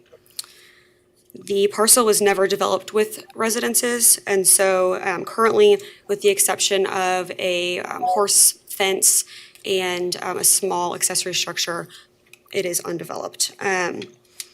Parcel number 5, so if you look, this is the existing parcel 2. Parcel 5 is again this portion here, 10 acres. The remaining portion of parcel 2 would be approximately 12.2 acres. And the uses for the new parcel 2 would be limited to warehouse self-storage as permitted in the LC Limited Commercial District. An important piece to note is that they are restricted to warehouse self-service storage and outdoor storage. This would not allow any other limited commercial uses to be developed on parcel 5. There had been some confusion about that, so I wanted to make that clear. Warehouse self-storage facilities in the limited commercial district are subject to the supplementary use regulations unless they are amended by the PUD. At the time that the staff report was printed, the applicant had requested waivers for a number of those supplementary use regulations. Since then, I've had conversations with the applicant and their agent, and they have agreed with staff comments staff recommendation to only allow for the waiver of items 3, 7, 17, and 18, and we'll get to those later. And then also number 4, they are willing to comply with number 4 should the language be slightly amended, and I'll walk through what that is in just a moment. So number 3, the first item that the waiver is requested for requires a minimum setback of 35 foot from RTO rights-of-way and 20 foot from all other streets. Staff is recommending the waiver of that item. Number 4, which is the item that there has been a slight change.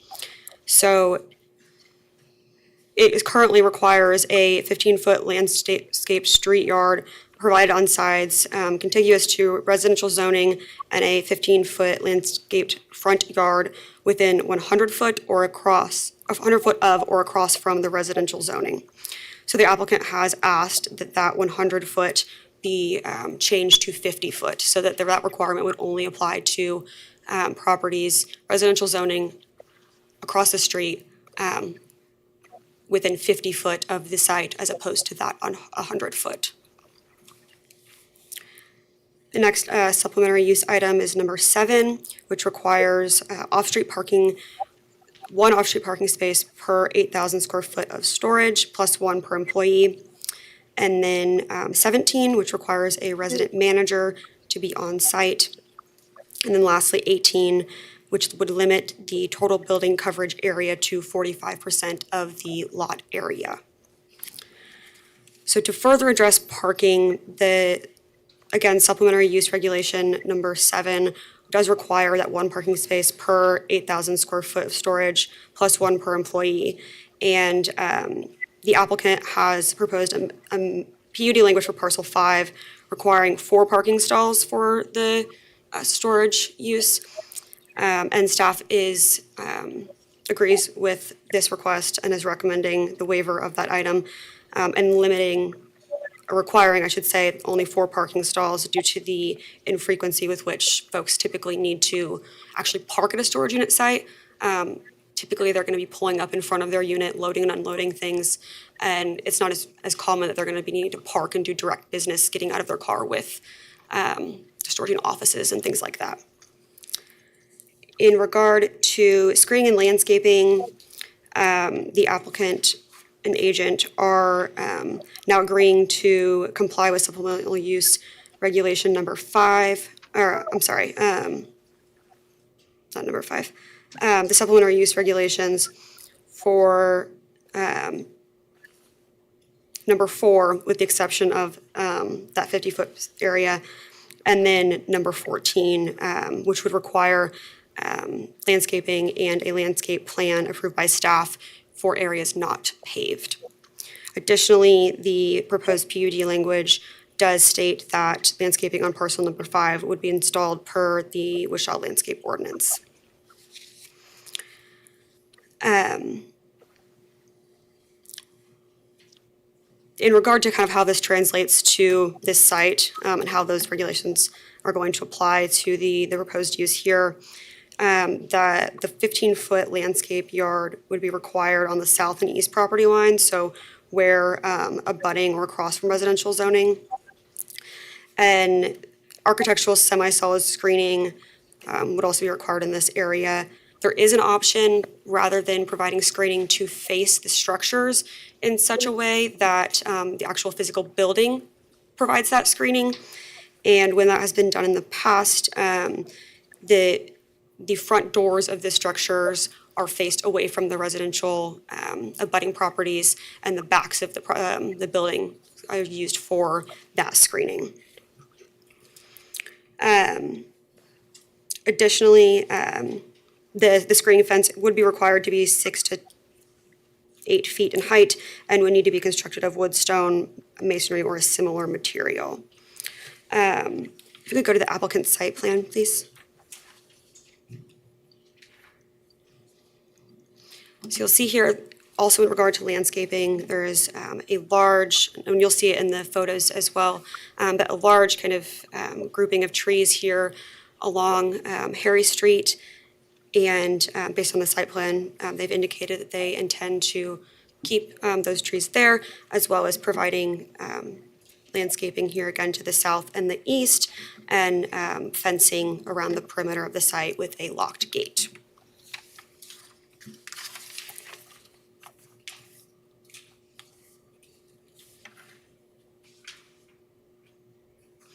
The proposed PUD language also did state that this fencing would be constructed of a consistent pattern and color to ensure that the landscaping and screening are complementary to the site and surrounding properties.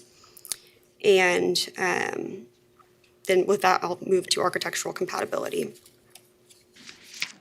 Supplementary use regulation number 5, which the applicant has indicated they are prepared to comply with, would require architectural designs for these storage structures to be submitted to staff for review for compatibility with surrounding development, and also to ensure that the provided screening is adequate.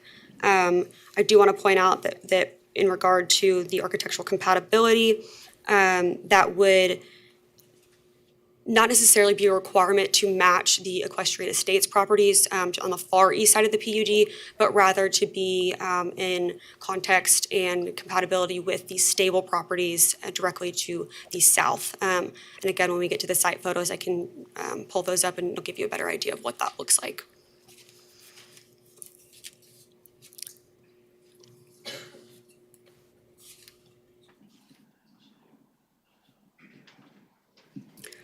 Development standards for the proposed parcel number 5 do defer to those provided in the LC Limited Commercial District. And there's a table provided for review in the staff report. I'm just going to kind of quickly go through that. But in regard to what is requested for parcel 5, the maximum height of the units, if it were to be as written in LC, it would permit up to 80 foot in height. Staff is recommending that that be limited to 35 foot in height for those structures. For the lot coverage area, the limited commercial district does not cover that item and does not have a limit. However, the supplementary use regulations do, but that is one of the items in which both staff and the applicant are recommending be waived. For setbacks, there is a required 10-foot rear setback for the LC district, as well as a 15-foot setback for the street side area. Circling back to the 35-foot standard that I mentioned a moment ago, the rationale for that is if the remainder of parcel 2 were to be developed with residential uses, so that leftover approximately 12 acres surrounding the 10-acre portion were to be developed with residential uses as currently permitted, the site would have to comply with compatibility standards per the zoning code, and those would require the structures be limited to 35 foot in height. So that was where staff got that recommendation. The original PUD was approved in 2000, and in 2001, the entirety of the PUD was platted. And the entire PUD was annexed into the city, but only basically every area outside of the northwest quarter of the quarter section was platted. So in regard to questions about drainage and access controls, those would be determined at the time of platting.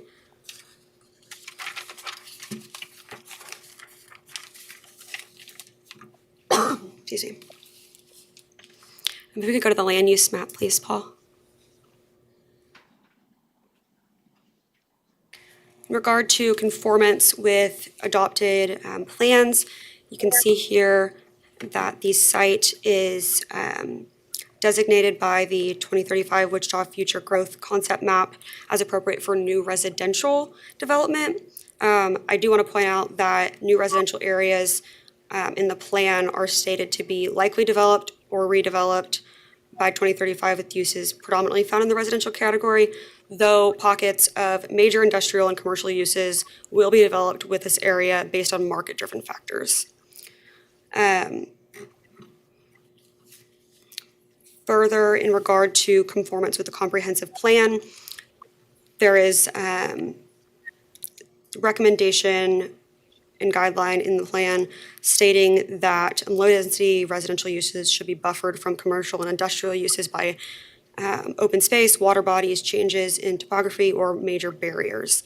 And the residences that are largely in this area and then also down south are separated by the riding stables and reserve uses on parcel 3, which creates a pretty substantial buffer between this area of the requested amendment and the abutting residential uses. And further, design guidelines in the plan do state that non-residential uses should provide appropriate screening and buffering from residential uses, and these uses should have site design features that limit traffic noise, lighting, and adverse impacts. And staff feels that the screening and buffering required by these supplementary use regulations would be there to provide sufficient screening to mitigate any potential negative impacts of the proposed use.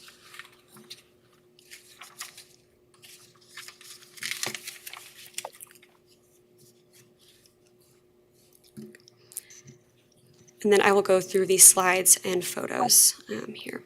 Paul, next slide, please. Oh, there we go. Next slide, please. You can see this is the subject site facing east. This is the horse fence that I mentioned, and then the accessory structure there in the northern portion of the property. Next photo, please. So you can see, again, a portion of that horse fencing, and then the back area of the stable property, so the equestrian property there. Next photo, please. And then, again, just subject site from a different angle. This gives a better view of that large area of trees that run along Harry, as well as the existing trees that are on 127th. Next photo, please. And then again, this shows the existing trees along Harry that ultimately entirely screen the subject property from the arterial intersection. Next photo, please. So these are duplexes that are located in the LC district on the north side of the subject site. Next photo, please. So this is the stable and riding facilities that were mentioned previously, located on parcel 3. And this would kind of be what staff would be looking to in regard to architectural compatibility. So matching more of this structure and the surrounding accessory structures as opposed to the residences farther east in the equestrian estates property. Next photo, please. This is, again, an LC portion of the abutting property that is developed with single-family homes. And then I believe right about here is a dividing line, and then there is some single-family zoning on that slightly abuts the side of the subject site. Next photo, please. So here I am standing at the entrance to the equestrian estates subdivision. So you can see that the subject site is located in this area. This is a large reserve that separates the subject site from the equestrian estates properties, which from this perspective would be located, behind the viewer, farther to the east. Next photo, please.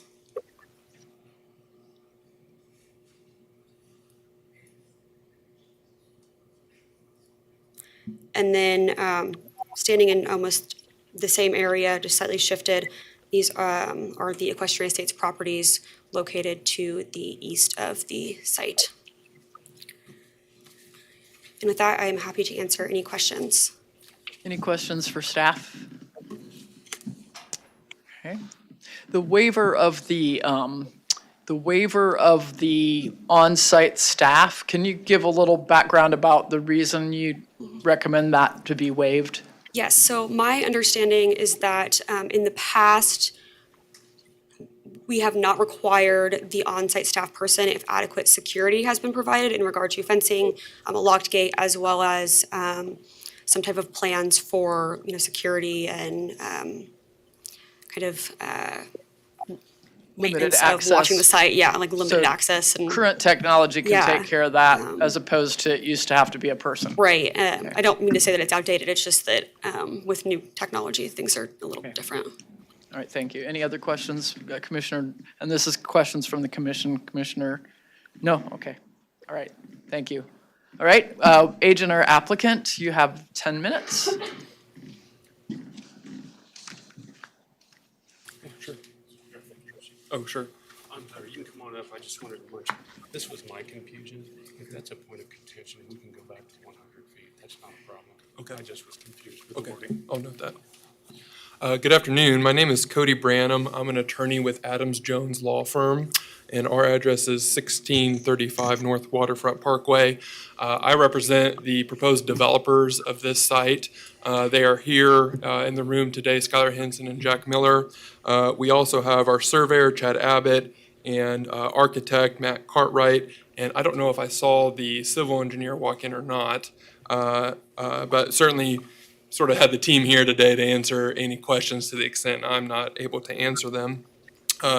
Generally speaking, Aaron described the history adequately.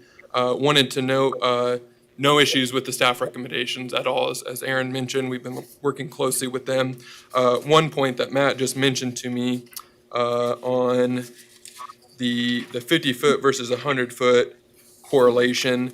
I think that was some sort of error, and Matt can maybe speak to that a little bit more. But if that's a point of contention, we can certainly go back to the 100-foot that's in the language in your staff report as it's currently stated.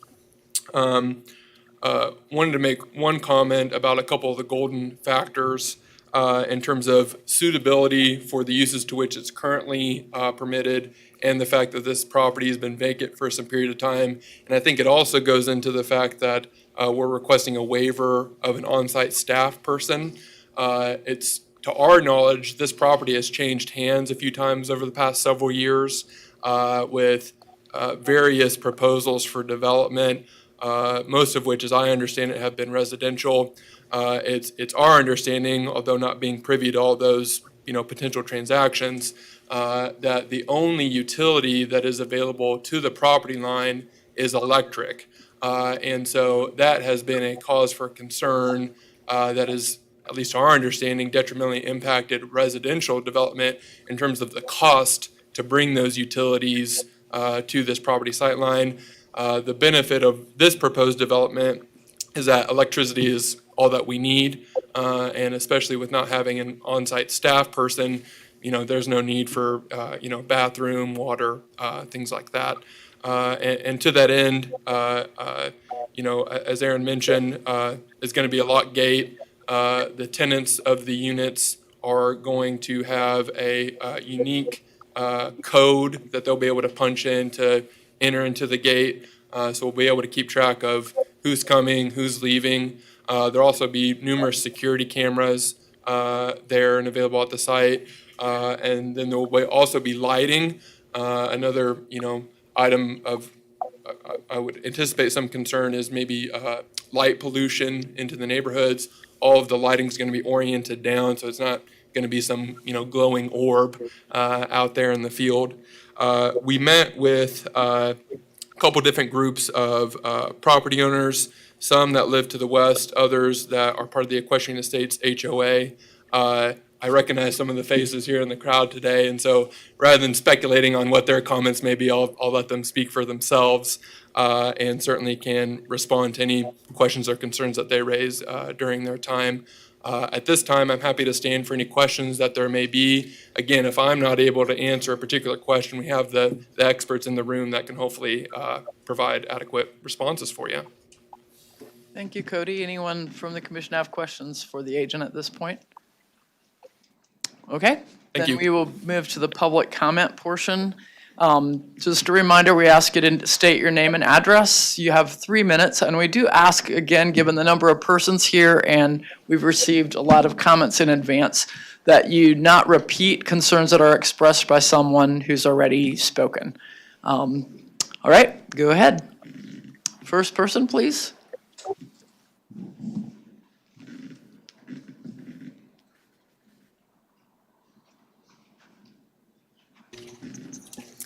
My name is Sarah Dwyer.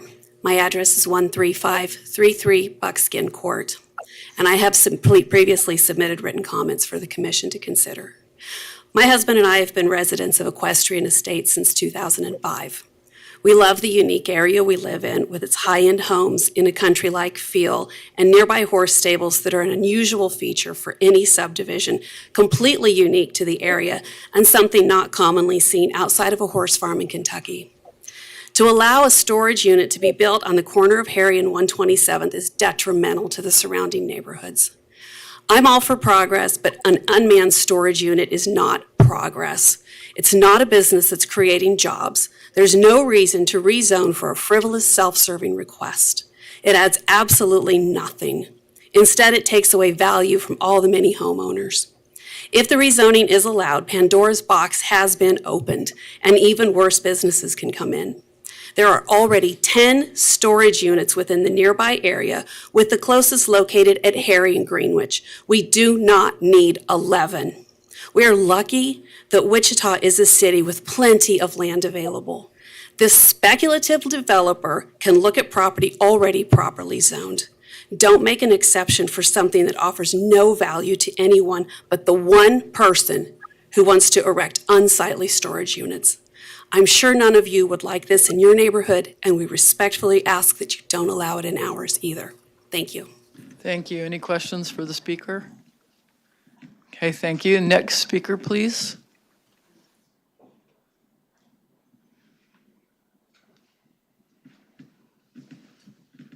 Good afternoon. My name is Clinton White. I live at 1613 South Triple Crown in Equestrian Estates.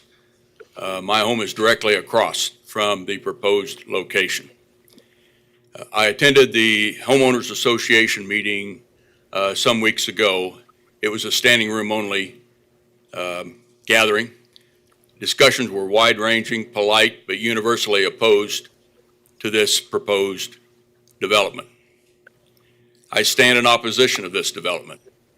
At the risk of repeating Sarah's comments, I'll leave it at that, but I do stand for any questions that the group may have. Any questions? Do you happen to know the number of housing units that are owner occupied in that area? Equestrian Estates has 104 lots with 100 residences. Okay. There's a housing development immediately to the south. I believe it's called Stampede at 127th. It's a new development. I do not know how many homes are in there, but it's being developed as we speak. Further on, there's a Sierra Hills, which I think is comparable in size. I would add that as you go west, there are no commercial operations for 1 mile until you reach a transmission shop and a bank to the west on Greenwich. There's nothing until you get to Andover Road and then have to go north another mile. To the northwest, there's a shopping area at Kellogg and Greenwich. It's very adequate.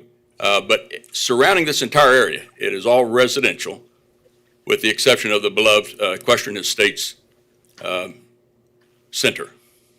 So we ask that you deny this request on behalf of the residents that have lived here, that have bought here, that have developed here, that have made their homes here in this community based on the character that exists as it is now. Okay, thank you for your testimony and your Thank answer. Next speaker. You have a question? We have a question here. I've got a question. You said that you're adjacent to this property? I live directly east on Triple Crown, yes. So you're approximately 1,000 feet from the east property line of this? From the east property line of this, I think it would be less than 1,000 feet. I believe this stretches 300 feet to the east. And I would probably, I'd have to look at the map, but I believe I'm probably an equal distance from here to here, whatever that distance is. You will find Triple Crown, which is where housing development. Do we have that, do we have an aerial that shows that, or a map that shows We that? have an Paul? aerial. The entrance to the area, the Equestrian State basically runs right along this border line here. Okay.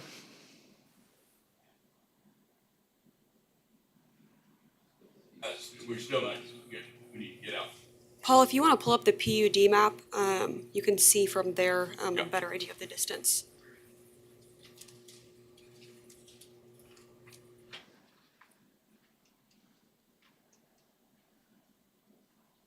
Okay. This is Triple Crown Street. This is where I live. There's a pond there, there's a residence there. This is the vacant lot that you saw in the previous picture. So we're 1, 2, 3 houses. These are all homes along the area that would be within the sight line of the proposed development. Okay, thank you. Any other questions? Thank you. Thank you. Thank you. Next speaker.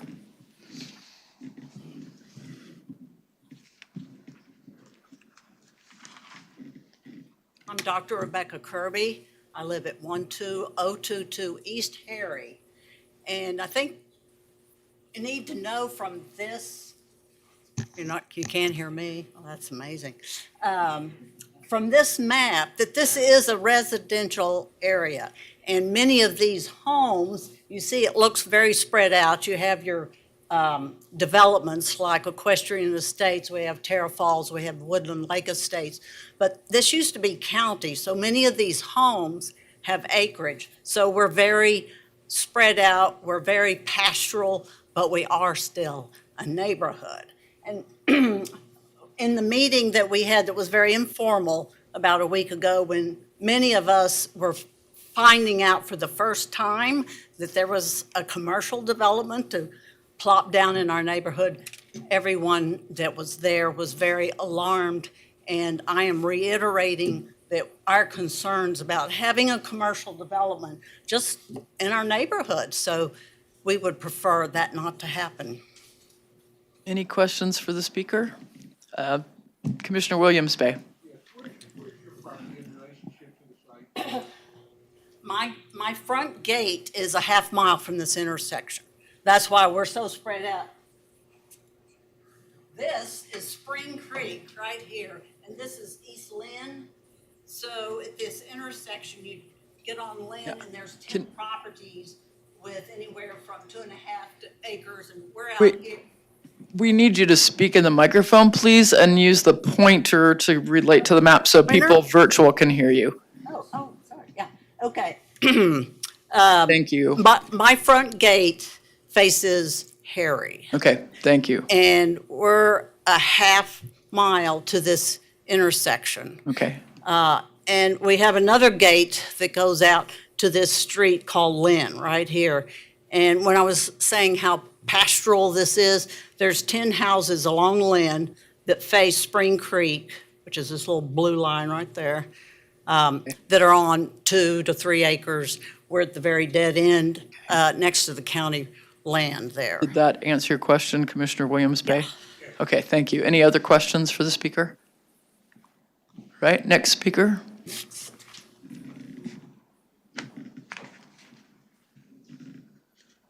Hello, good afternoon. My name is Damon Ward. I live at 13224 East Equestrian Court.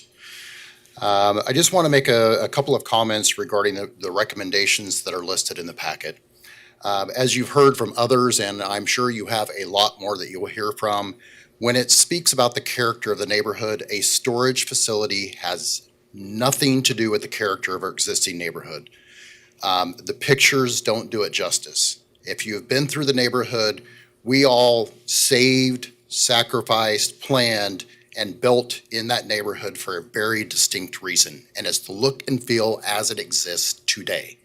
We do not want commercial. There is no commercial close by, and there is not an overwhelming demand for a storage facility inside of a residential neighborhood. I would argue that each one of you as commissioners would not want a storage facility that you look at that could be up to 35 feet tall in your backyard. It is something that we don't want, and it's something that we don't need. I would point to the comment that the amendments or additions recommended by staff should mitigate any negative effects. That is absolutely not true. A 35-foot tall storage facility of 12 buildings is an eyesore. It's going to be an elephant that basically is the face of the neighborhood, which we don't want. That will bring down values. That empty lot is not depressing our values. That is why we're there. That's why we built there. I would say that no mention of crime was referenced. Google, do storage units increase crime? Every single hit will say yes. There's a recent Cake News article about storage units in Wichita increasing crime. It is a fact.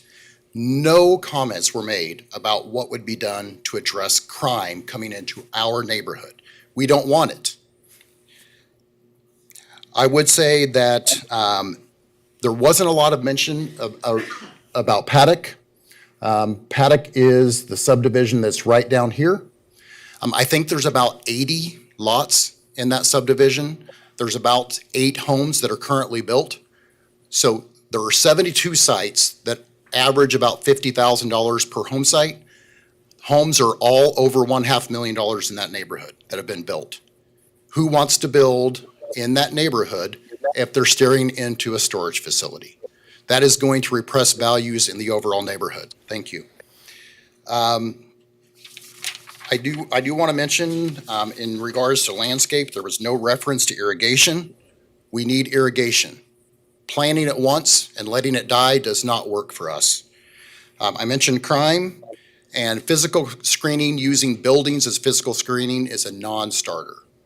We are very much opposed to this. It is something that we care desperately about, the value of our neighborhood, and we want to say how it is. Thank you for your consideration. Thank you. Any questions for the speaker?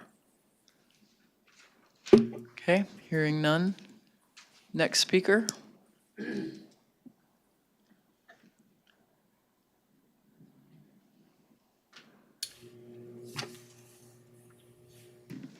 Good afternoon. My name is Jerry Hicks. I live at 13517 East Buckskin with my wife and son.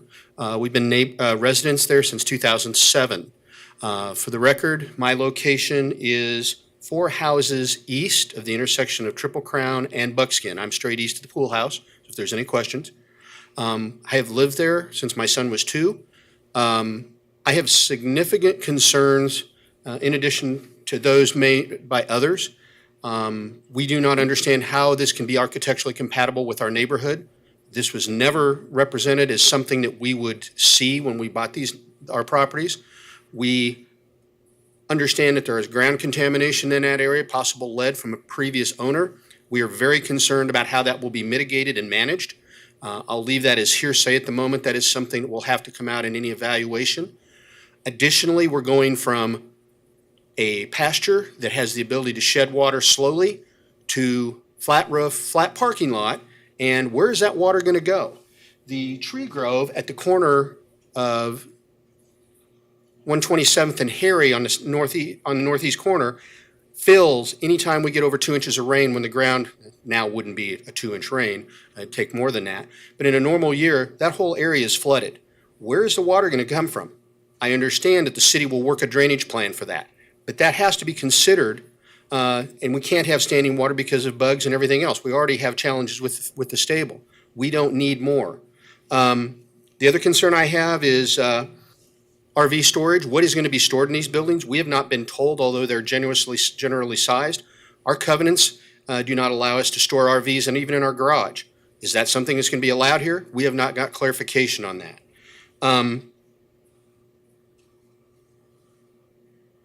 The other concern we have is 127th is narrow.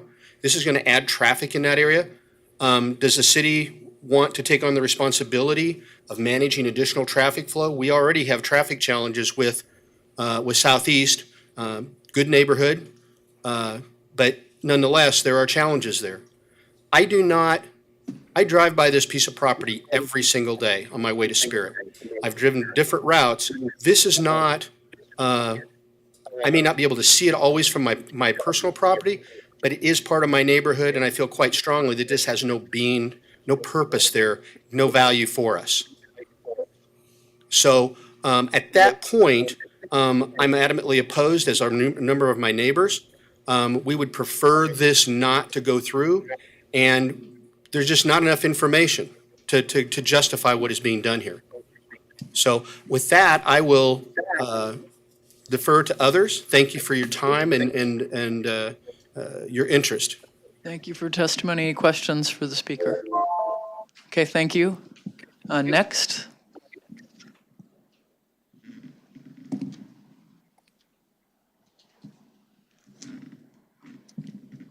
My name is Sabrina Davis. I live at 13534 East Buckskin. My husband and I moved into Equestrian Estates in November of 2002. We moved into this neighborhood because we liked they were bigger lot sizes and the neighborhood feel. We also liked the idea of having a pasture right in our general area. My daughter has done riding lessons at the Equestrian Estates. We moved in because that was there. So while you say it's an empty open lot, it is not. It is actually a pasture area where horses pasture now. So I also just wanted to bring up the fact that while you say it's empty, it's not. It's part of the neighborhood. And I think everything else has been addressed, but that was one of the things that brought us to our neighborhood. We were one of the very first in that neighborhood, and we would hate to move, and we like the neighborhood as it is, and so we just want to make sure that we're also requesting that you deny this. So can I ask, are you saying then that those who have horses in the area are pasturing them there currently? I do not know. We didn't actually buy a horse there. We were just able to get lessons. So there are still horses there in that area. They are pasturing that area. Had we been able to afford a horse, we would have gotten one. So we just had her do riding lessons through that area. Okay, thank you. Any other questions for the speaker? All right, next speaker. Again, please add new concerns that haven't been mentioned already. Thank you. My name is Mike Cunningham. I live at 12602 East OC Street in Wichita, 67207. Dear committee members, I'm here today to express my strong opposition to the proposed storage facility under discussion here today. My wife Mary and I have lived directly west of this parcel for almost 17 years. During this period, we have seen many changes to our family and this area as a whole. Having lived on South Seneca for several decades, we sought a new location to escape the hustle bustle of living on a major thoroughfare in Wichita. Our home search brought us to this part of town and we saw this property. We called our realtor and arranged for a visit to look at the spread of 5+ acres. We thought we had found a little piece of heaven. Our 5 college-age children were so excited, running about the place, talking about fishing in the pond, watching the horses running in the pastures, not having to worry about the traffic outside our front door. We put in an offer later that night. We had found our home, our piece of heaven. Over the years, we have invested heavily to improve our property, as have all our neighbors, many of whom who have lived here since the 60s and 70s. They survived the first Andover tornado that devastated many of the homes, including the farmhouse that once sat on our property. The residents in our immediate area decided to stay and rebuild their piece of heaven. When thinking about what I wanted to say to you, I thought of how this proposed structure would negatively change this neighborhood and the adjoining areas. I could talk about the increased traffic and the potential hazards to the dozens of school buses that travel down 127th Street each day. I want to mention the environmental concern, the increased flooding risks, the nearby corner compounded by all the runoff from such a large paved area, not to mention the lead contamination from the shooting range that existed here for decades. Also of concern is the crime, vandalism, and storage of illegal items in a residential neighborhood. My wife and I own a storage facility in another state and have seen firsthand of the breaching of the locks, the theft of personal property, the vandalism, and the destruction of facilities of an unmanned site. Being viewed on video recording does not deter someone who comes into an area to steal somebody else's property. We do not need or want this kind of activities in our piece of heaven. The developers with whom our neighbors and I met with attempted to put a positive spin on the project, but as the layers were peeled back, their plans do not meet a need in the neighborhood. In fact, their plans don't fit in with the plans of those who have lived here for decades. Their plans are only for the benefit of themselves. That does conclude your time. Okay. We thank you for your testimony. Any questions for the speaker?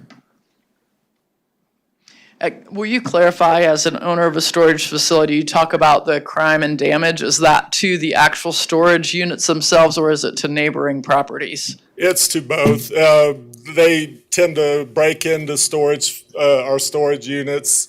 They break the locks. It doesn't matter how good a lock you put on one. And the properties adjacent, are they immediately proximal or a half mile or so away? Oh, it's all in a commercial area. Okay, all right, thank you for your testimony. Any other questions for the speaker? Next, thank you.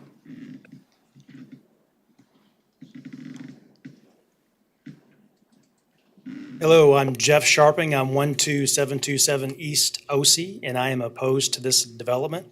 To kind of give you a reference, I live right across the street from Mike. So Mike is right here. He's probably visually the most affected by the development because he looks directly out. My house is right here. So many of the photos that were showed earlier from the point of view of the street, that's my house looking directly at it and Mike's house looking directly at it. Mike, almost on an every other day basis, takes his young grandchildren directly across the street to pet the horses. So this is an active horse pasture. This is not a deserted lot. This is, again, like earlier commented, this is why we moved into this area. It is ridiculous to say that this 35-foot building that's right here, which is the horse barn, is somehow related to common, property of the area. That is absolutely not true. It is a horse barn. It is part of the pasture, it's part of the field. When you add 35-foot rental areas, that completely ruins it and is absurd to think that you would allow that connection. The last thing that I would say that's hasn't been mentioned or minor been mentioned is right here is where the Ark Valley Shooting Club, this area here was active. I'm hearing in the 70s, 80s timeframe. I draw water, my drinking water from this here, I draw from a well. So I am not connected to city water. Jim Price right next here, he also pulls directly out of a well. I am extremely concerned about any kind of disturbance of this land and lead pollution. Unfortunately, when it's been mentioned to KDHE in Wichita, the comment that Mike gets back is, "Oh, we didn't know that was there." So that's a concern for me for sure. Thank you. Okay, thank you. Any questions for the speaker? Commissioner Warren has a question. Regarding your concern about disturbing the land, are you opposed to any development there at all? I am not. I personally feel that it is zoned properly. The city did a good job zoning it as a single home residential area. That would fit. So yes, I would be very disappointed that my beautiful pasture land would be gone, but I fully understand development. I do not want rental. Okay, thank you. Any other speakers?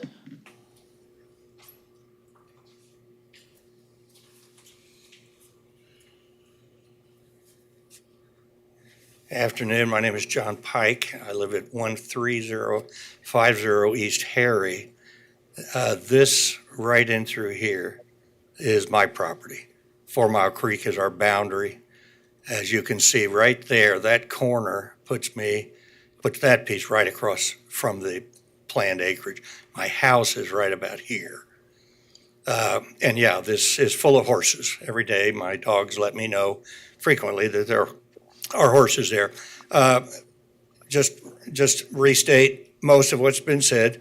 We came in there too saying, my goodness, look at this open space. We've got 7 acres. I have turned down an opportunity to split ours and add homes in there. I've been approached for that and said no. That's why we bought it. When we bought it, I looked at zoning and flood maps and all of those things. And this never came up. We've been there 10 years. I won't be as impacted as Mr. Cunningham and will be right across the street. The particular points, I don't really know why 35 feet is necessary.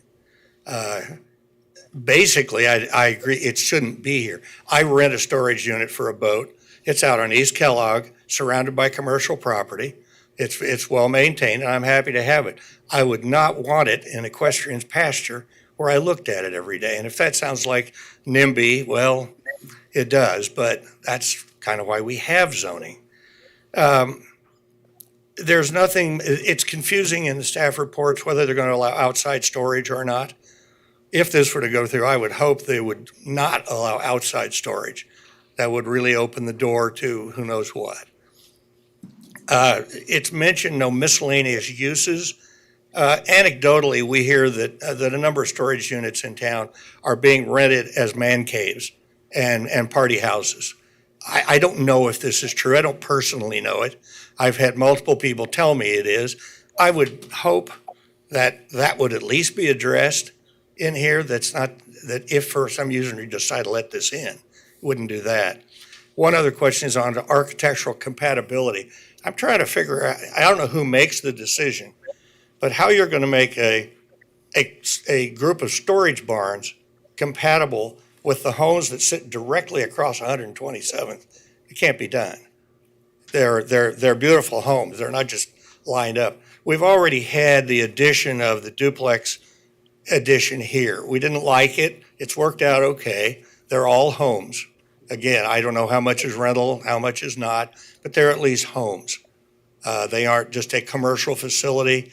And, I hope this would not then start to lead off to the east. So fundamentally, I oppose it for those reasons and the others that have been stated. Thanks for your time. If you saw higher density homes, like more duplexes or higher density homes, would that be preferable to you to? It would. Storage? I'd like one of the other speakers. I wouldn't be real thrilled. I enjoyed the open space. But homes would be different than a commercial rental facility that might have 3,000-foot warehouses in it, if I read the application correctly. You answered my question, thank you. Thank Any other you. questions for the speaker? Okay, next speaker. Again, new issues that haven't been raised, if you would, please. Appreciate the time. Rick Willis, 1802 South Triple Crown. My house is there on the picture.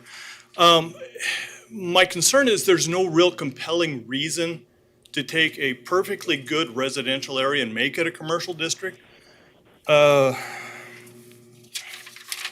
Google Maps will show within a 5-mile radius there are 15 other storage facilities. I did a little calling around last week to see what the occupancy level is. Most of them don't want to discuss it, but those that do, they're way below 50%. There is not a compelling reason to add more storage in our neighborhood.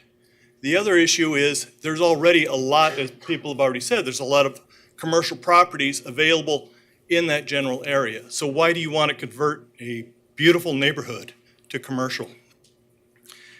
The last thing is with a lot of storage facilities, especially ones with no on-site management, you don't know what goes on in those facilities. It was mentioned man caves. The other thing is commercial entities going in there, people running businesses out of them. Yeah, the tenant agreements say that doesn't happen, but with no management on site, there is no way to control that. I've used storage facilities where my neighbors were running businesses. They were running warehousing operations, whatever. A lot of excessive traffic, a lot of crime, a lot of other ancillary problems. These aren't being addressed, and even if they are in the management agreements with the facilities, there is no way to control that when they don't have on-site. Thank you. Any questions for the speaker? Are you aware of any of the that others came in and thought about creating residential but didn't because of the lack of access to utilities? That was I am mentioned not. early. As a longtime resident, any awareness of that? No. Okay. I have no history on it. Okay, thank you. All right, any other speakers present?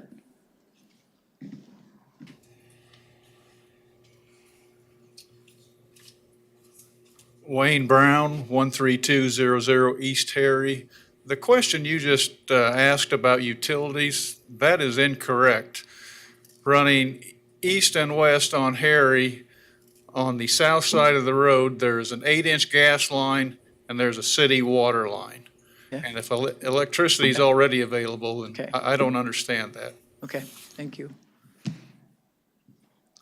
Any questions for this speaker or, okay, thank you. Next speaker, please.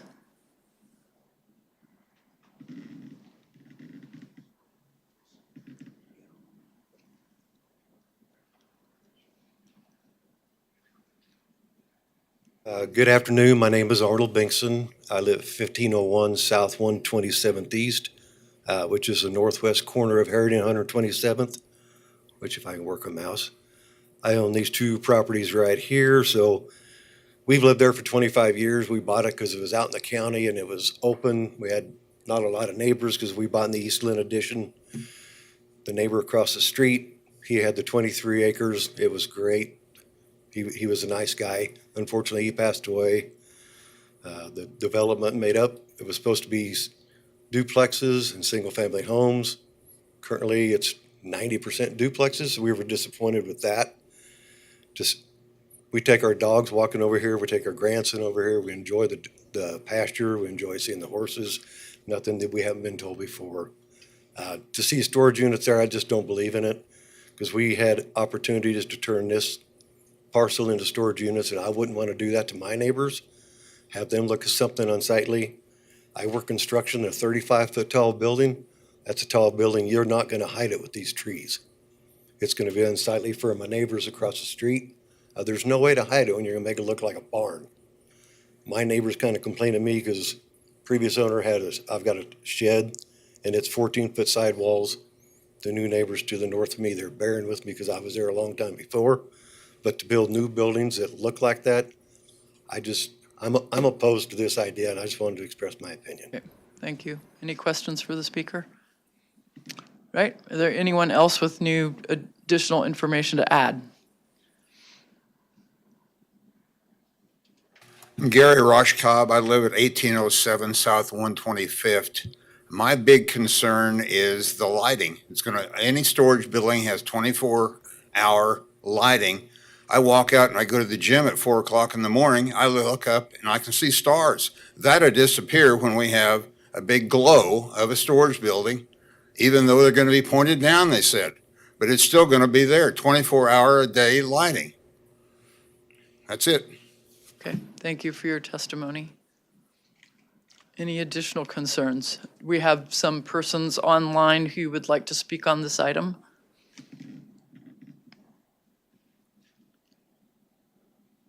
How do we indicate we'd like to speak? Yes, go ahead, please, with your name, address. Yes, my name is Tama Fraley. I live at 13410 East Mustang Circle in Equestrian Estates. I am opposed to the development. I know you've heard many things. The last comment, though, about the lighting is something, too, I think that we really want to consider. Not just the lighting as far as diminishing our view, which is wonderful out here, but the impact, the detrimental impact that 24-hour lighting is going to have on the beneficial insects in this area. It's a very natural landscape here. Among other things, we have foxes, turkeys, geese, lots of waterfowl, turtles. The disruption, were they to develop the area residentially, similar to the other neighborhoods, there would be probably some retention pond. There would be yards where these wildlife can continue to thrive.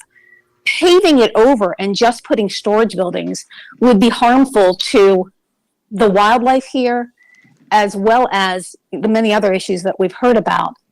And then also for the people that are closest, sleep cycles in those homes will be disturbed.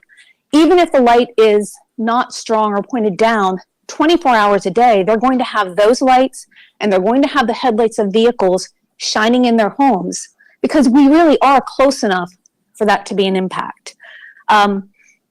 We've heard a lot about the security. That is a concern as well. The non-maintaining anyone there to monitor this, just the buildings in a purely residential area opens us up for more crime, vagrancy, pollution, littering.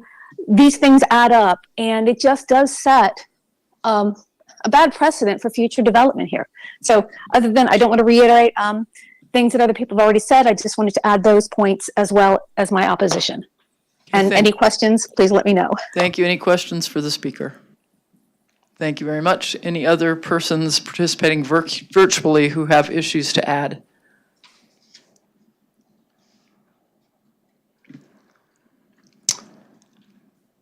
Hearing none. Was there anyone else in the room?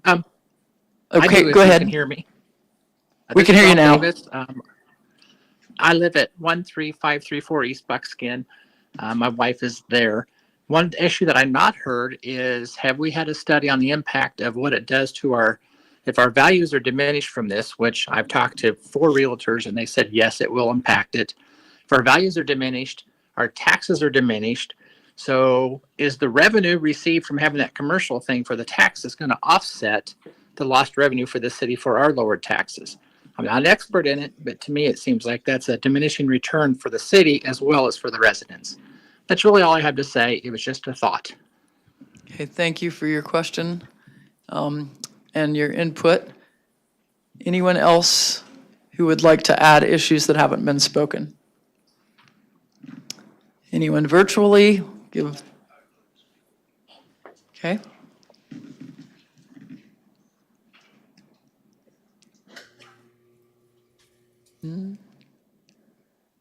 My name is Dick Hayden, and I've lived in this third lot over here for 38 years with my wife. Our kids are grown.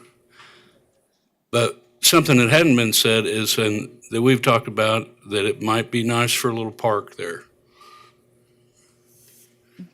Thank you. Okay, I will now bring this back to the agent for rebuttal. And you have 2 minutes. Thank you. I'll try to hit on some of the common themes of objection here as briefly as I can.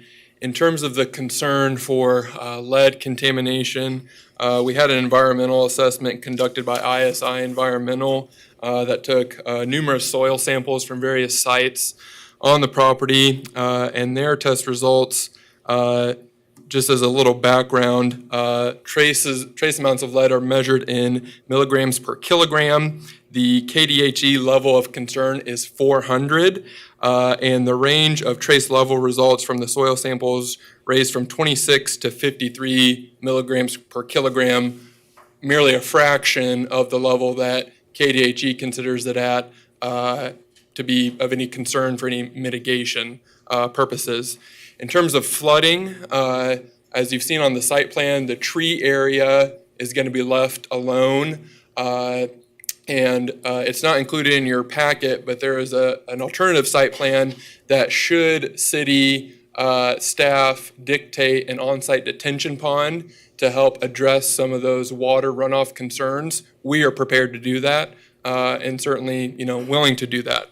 The concern of sort of a slippery slope, again, the only use of a commercial sense that we're requesting is the stated self-storage warehouse. And as you can see from the map, on the screen at the moment, there are already limited commercial uses permitted. Even though that's not their current use, there's nothing to say in 5 years things may not change. And so I think the slippery slope argument is a bit unfounded. In terms of traffic, as Aaron stated, in terms of a commercial use, self-serve storage is arguably one of the lower traffic uses in terms of a commercial sense that we could have. In terms of why this area and things like that, if you drive by the stables on a day-to-day basis, there are numerous horse trailers parked outside there virtually every day. And part of the desire here is it's becoming more and more common. I represent a lot of homeowners associations in the area. It's becoming more and more common that homeowner associations prohibit the parking of boats, trailers, larger items like that, not only in the homeowner's garage, but also on a driveway. And so that's part of the thought here is, let's provide an opportunity in these areas that restrict that, the ability to do that, to park it in a way that's, hidden in a manner that, these homeowner associations don't want to see. As a follow-up item, I think it speaks volumes that Kim, the owner of the stables, is not here voicing an objection today. She's as greatly impacted on this development as everyone else. Our developer has had numerous, as I understand it, conversations with her and alleviated a lot of the concerns that she has raised during the course of those conversations. And what was that? You have anything else? Oh, with that, I'm happy to stand for any questions. I know that was a bit long-winded. Commissioner Warren? Mr. Pike brought up 3 areas of concern: man cave, outdoor storage, and architecture. You want to speak on those just real briefly? It's a long day, so. Sure, yeah. Now, the man cave issue, one, this is only going to have electrical, right? So that's, in part designed to limit someone trying to live there or make it a hangout space. There's not going to be bathrooms or water supply provided there. And certainly the rental agreements will not allow for, residency dwelling in there.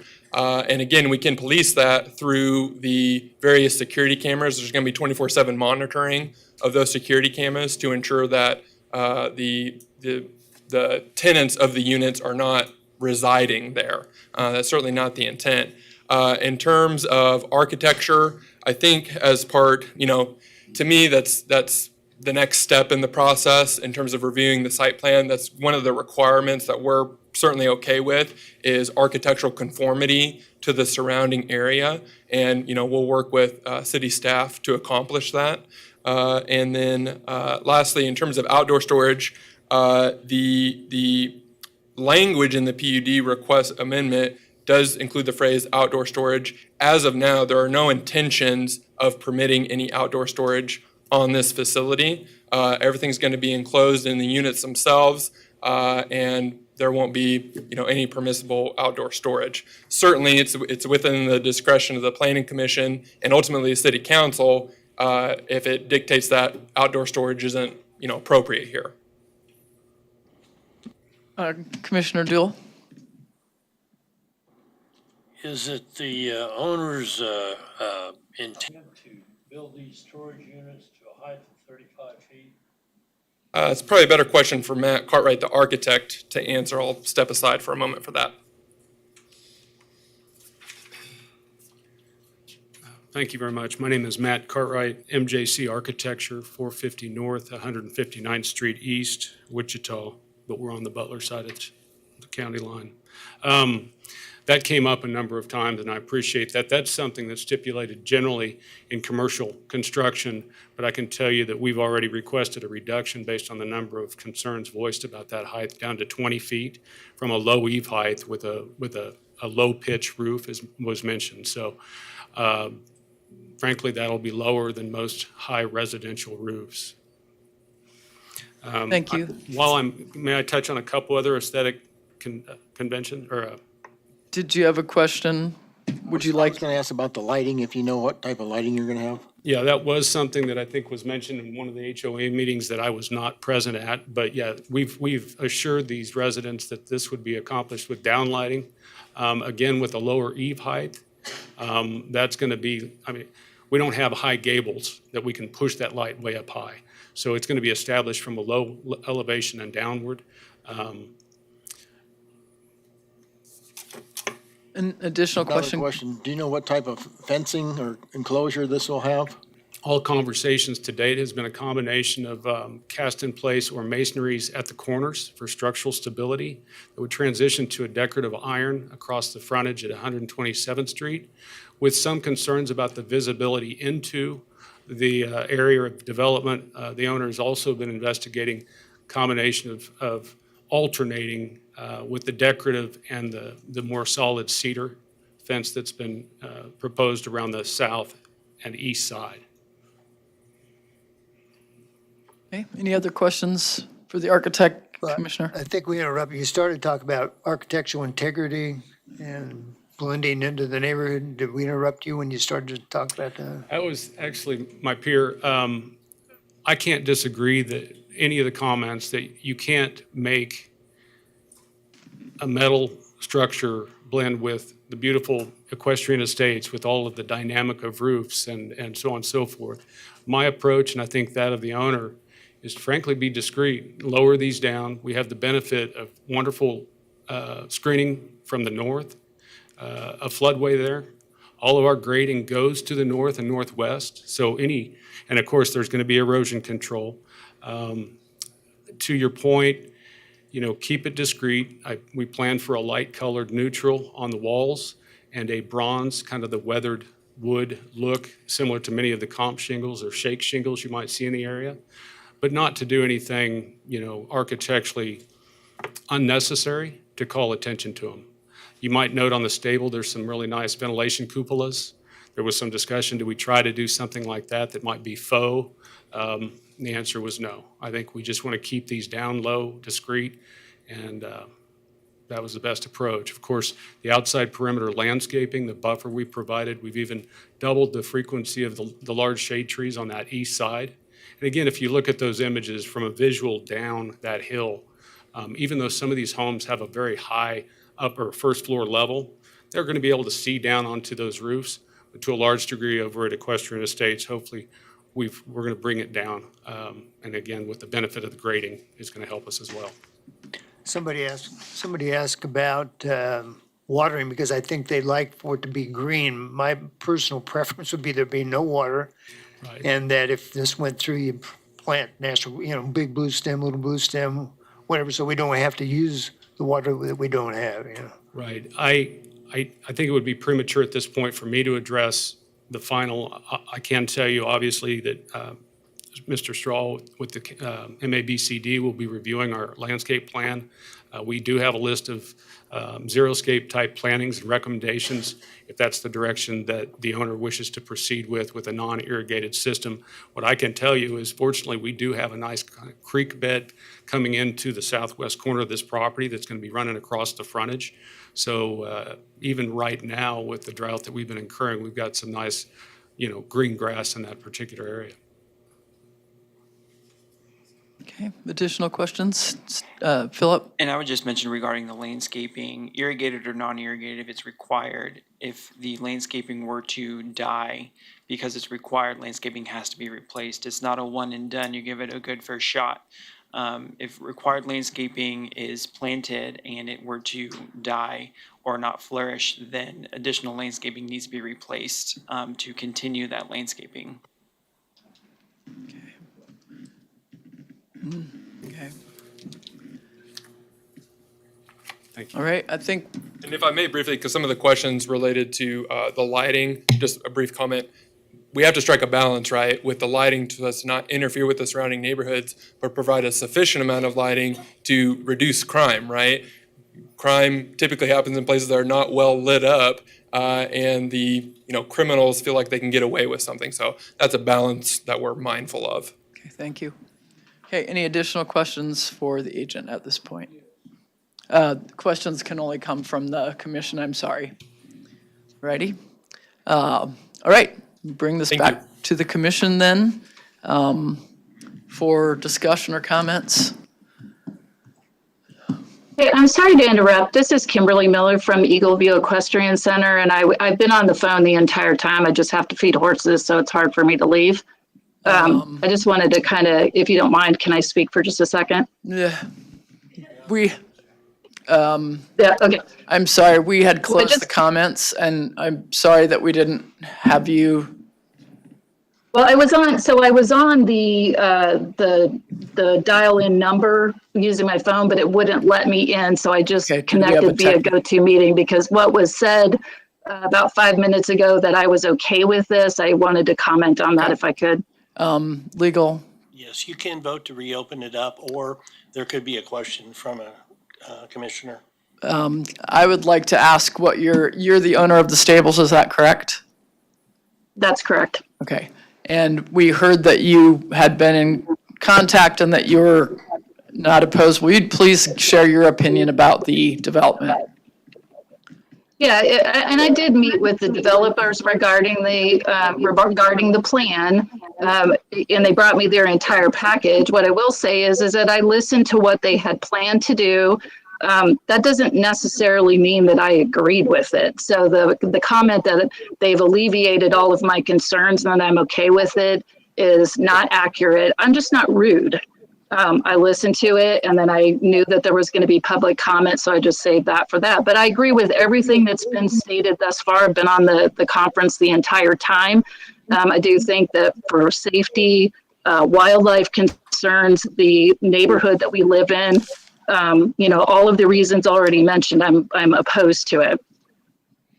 Okay, have you ever considered purchasing this corner to continue its use as pasture or common area for the neighborhood?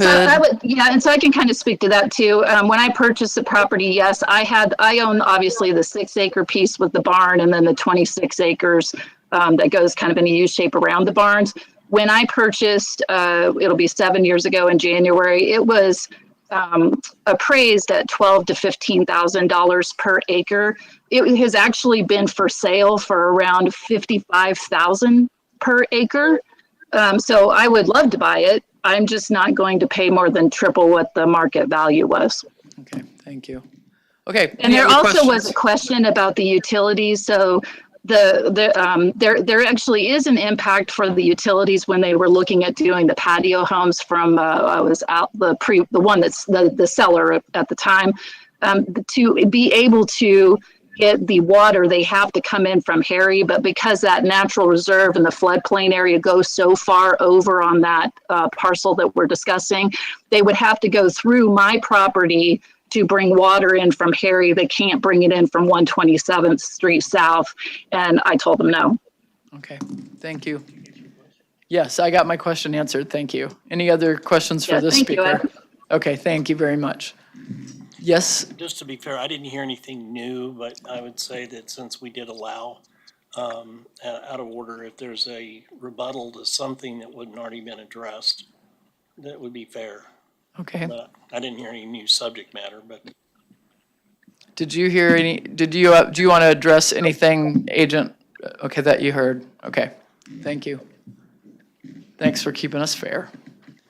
All righty, we'll bring it back to the commission. Commissioner Warren. I would expect maybe some discussion from this, but I'm going to start the ball with a motion to approve following staff recommendation with the following changes. The item D, setback change from 100 foot to 50 foot, that the maximum height be allowed to be 25 foot, that there would be no outdoor storage. We have a motion. Second that. I have a second from Commissioner Johnson. Discussion.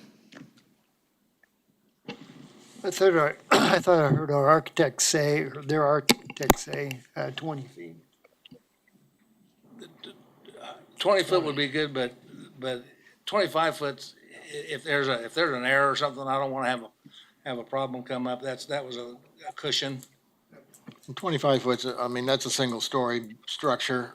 Every single-family home in the city here has up to 35-foot height that they can go to. I know that, I just thought I heard him say 20, I might have misunderstood. Okay. So the motion's for 25-foot maximum height and no outdoor storage. Are we in the discussion phase yet? Yes, we have a motion and a second, and we are now discussing that motion and second. Okay. I'm really concerned about changing the zoning here and opening the door. We talk about precedent-setting cases all the time, and I really don't see the advantage of having a storage unit in this type of an area. They don't add anything to an area, and there seems to be plenty down there. But this does not match or conform to the neighborhood at all, and we have considerable opposition. And according to the golden rules, if we have opposition, we need other elements of the golden rules to go with it, and this does not conform to the character of that area. So I would be opposed. Other discussion or comments? I think my challenge with supporting the motion, even with those recommendations, yeah, I know we have a second, but to support your motion, I don't know that I can, because my belief is there's plenty of other areas that this development could go. I do also, though, see that this hasn't been developed for a significant number of years, and something else will come in. This is probably the most compatible neighbor there would be in this area. Other things that would be allowed currently. Joe, yes? Yeah, I'm kind of torn on this. I remember being on the commission years ago, and we approved a storage unit down there on Central, I think, and 127th, or close to the corner. And I think it's worked out pretty well and unobtrusive. So I haven't decided yet how to vote, but I look back at that. There was a lot of opposition at that time, but it didn't seem like it was any negativity to it over the years. Okay. Are we ready to, Commissioner Williams pay? Yes, I'd like to say I'm probably opposed to this too. I'd put this in the same category as we do the car washes. There seems to be one on every corner. I think there's more than enough storage units around this area that we really don't need anymore. Okay, I'll call for a vote. You had an additional comment, Commissioner Warren? Just a comment to that, because, and it's a valid one, but at the same time, we have more than enough restaurants, but we have new restaurants come. We have gas stations, but not more than enough gas stations, but we have more gas stations come. That's kind of that's a hard thing. The market dictates what's enough. Somebody thinks that there's a need for this, and who are we to say that they don't have the right to do that? So there's two sides of that coin, but I understand where you're coming from. Right, I'll call for a vote and let's do a roll call. Yes, ma'am. Fox? Nay. Dool? Yes. McKay is absent. Green? Aye. Bill Johnson? Aye. Blick? Josh Blick? Aye. Nix?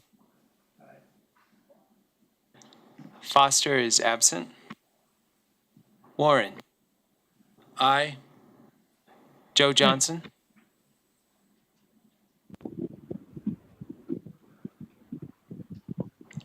Joe Johnson? Aye. Miles? Aye. Hartman? Aye. Cunningham? No. Williams Bay? No. Motion passes. I have 9-3. And thank you all for your testimony. And we One abstention? Oh, yes, one abstention. Thank you. 9-3-1. Damn. What? Who was the These are, abstention? these are very difficult decisions, but we're also looking at the accommodation being made by the developer. But obviously, none of you have ever driven past that area. Oh, yes, I believe several of us did and have. Yeah. Mr. Chairman, Yes. one of the reasons I was really in support of it's got LC all around it. So there's Limited already commercial, a lot of right. stuff that's built that shouldn't Yeah. be built in LC, but they got to build it, so. That was really my catching point, is the fact that there was LC on All around, all right. three corners, and Well- anything else could have been developed there at any Yeah. time that fell within LC. Well, and the visibility from most of the properties is nil, especially with a reduction of height, so, And technically speaking, the horse barn is a commercial endeavor. you know. Buy the property next to you if you want to control what happens to it. Correct? If you want justice, get you a dog and name him Justice. I don't know, that's a lot per acre. A little yeah, that's, yes, sir. Yes, I believe, is somebody still online for the next case? The next case, which is, Yes. 4.5, located at Broadway and 47th Street South. Do we still have the individual with us who wants to hear this case? Yes, we're still here. Okay, thank you for your patience as we allowed the room to clear. And Aaron, will you please provide the staff report? Erin Buckfriend with the Planning Department.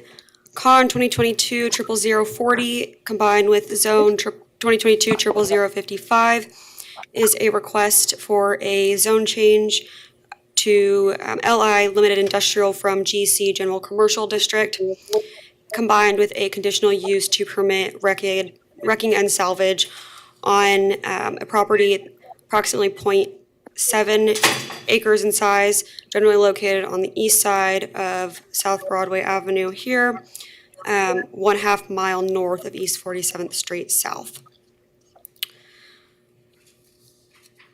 Vehicle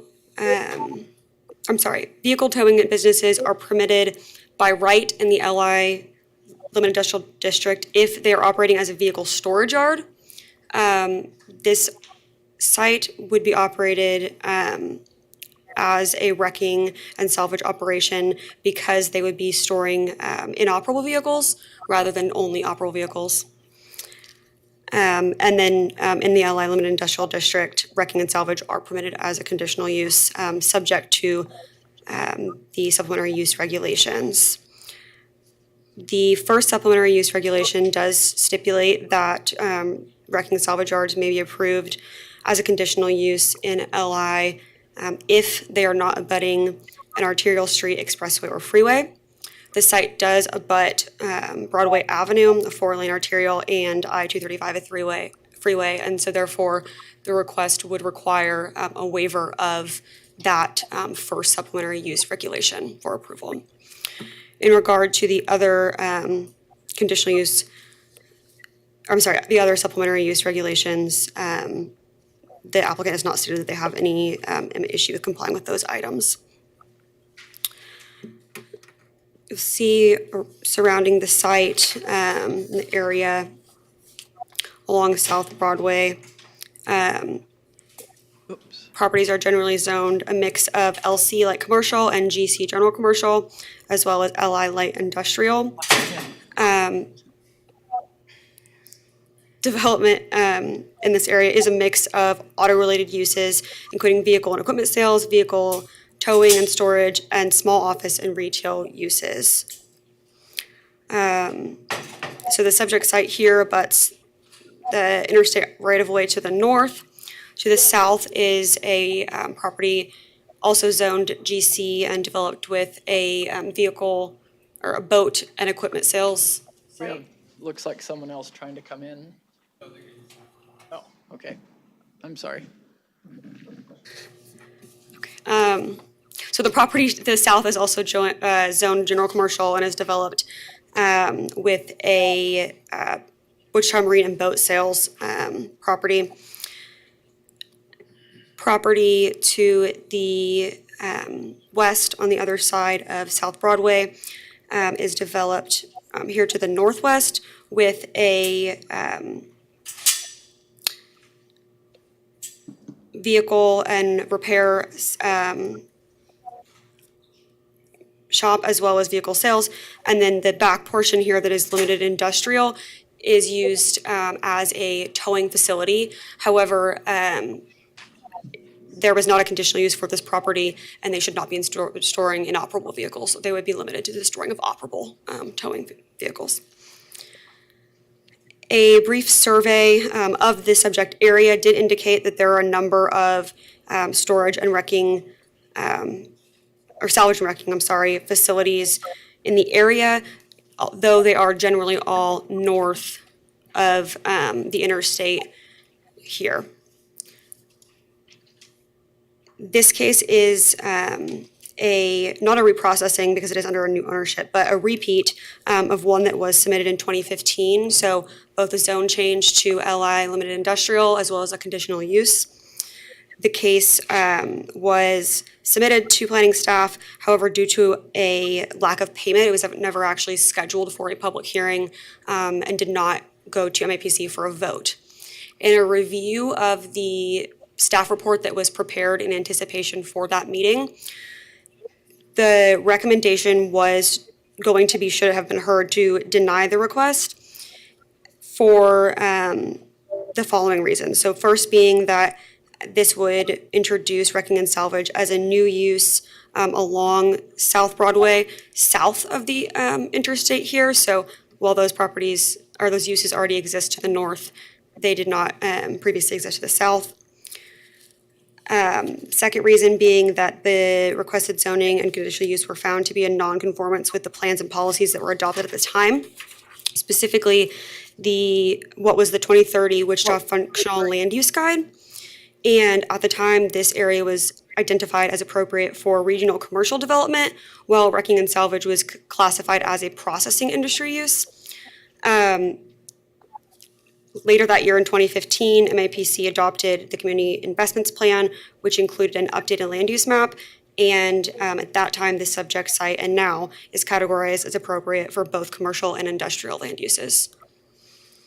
And then the last reason that was cited in the previous report was the nonconformance to the South Wichita Hayesville area plan. So this site is within that plan area. And a specific component of that plan is the recommendation to support the removal of auto-related commercial uses to promote new and additional commercial growth, specifically in the South Wichita Hayesville plan area. So while this is in conformance with the community investments plan, it is only in partial conformance to the South Wichita Hayesville area plan. Again, because of that, the note that the removal of auto-related uses should be supported, but then is in conformance with the future land use plan for the South Wichita Hayesville area plan, which does state the area is appropriate for commercial, retail, and industrial land uses. Staff is recommending that the application be approved, subject to conditions as well as, or those including the supplementary use regulations, with the exception of item 1, which is the waiver of the prohibition of the use being located along an arterial. And that will go through staff photos, the slides. If we could go to the land use map, please. So you can see here that the site is now under the current comp plan designated for commercial and industrial use, so the front part being commercial and then the back portion industrial. Next slide, please. The applicant's proposed site plan shows that this would be the storage area for the site, and the existing office on the property would be used as the office for the wrecking and salvage use. And then there is an existing gate and a fence that surrounds the property. The supplementary use regulations would require that to be screened with a visual density of 95%. So the current chain link fence would need to be replaced and provide that adequate screening there around the site.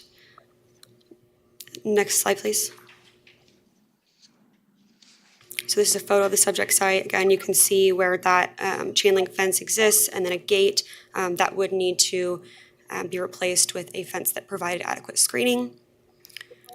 Next photo, please. And then again, so the existing fence and gate. Next photo, please. This is facing north from the subject site. This is the area, which I previously mentioned, being used for the vehicle repairs and sales lot. And then that back portion that is used as a vehicle storage yard. Next photo, please. Again, just another photo of that same site. Next photo, please. This is the property directly south of the subject property. It was previously used for boat sales. However, when driving by it, it did not appear that it is operational at this time. Next photo, please. And then this is the strip retail located just west of the site. Next photo, please. And with that, I am glad to answer any questions. Questions for staff? Hearing none, agent or applicant, you have 10. Sorry, really quick, I did want to state, DAB did hear this case last night, and they did recommend denial. Okay. So didn't want to forget to mention that.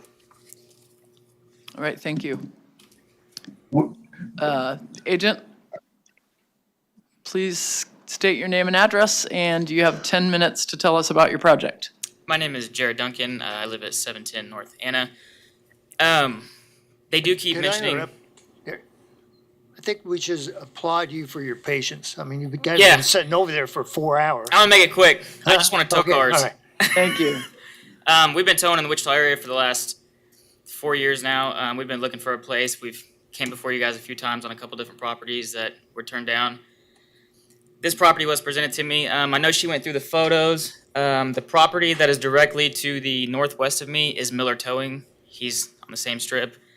Further down on the other side of 235 is Wichita Towing. Further down is Tow Service. The whole area is where all the tow yards go. It's where they approve it.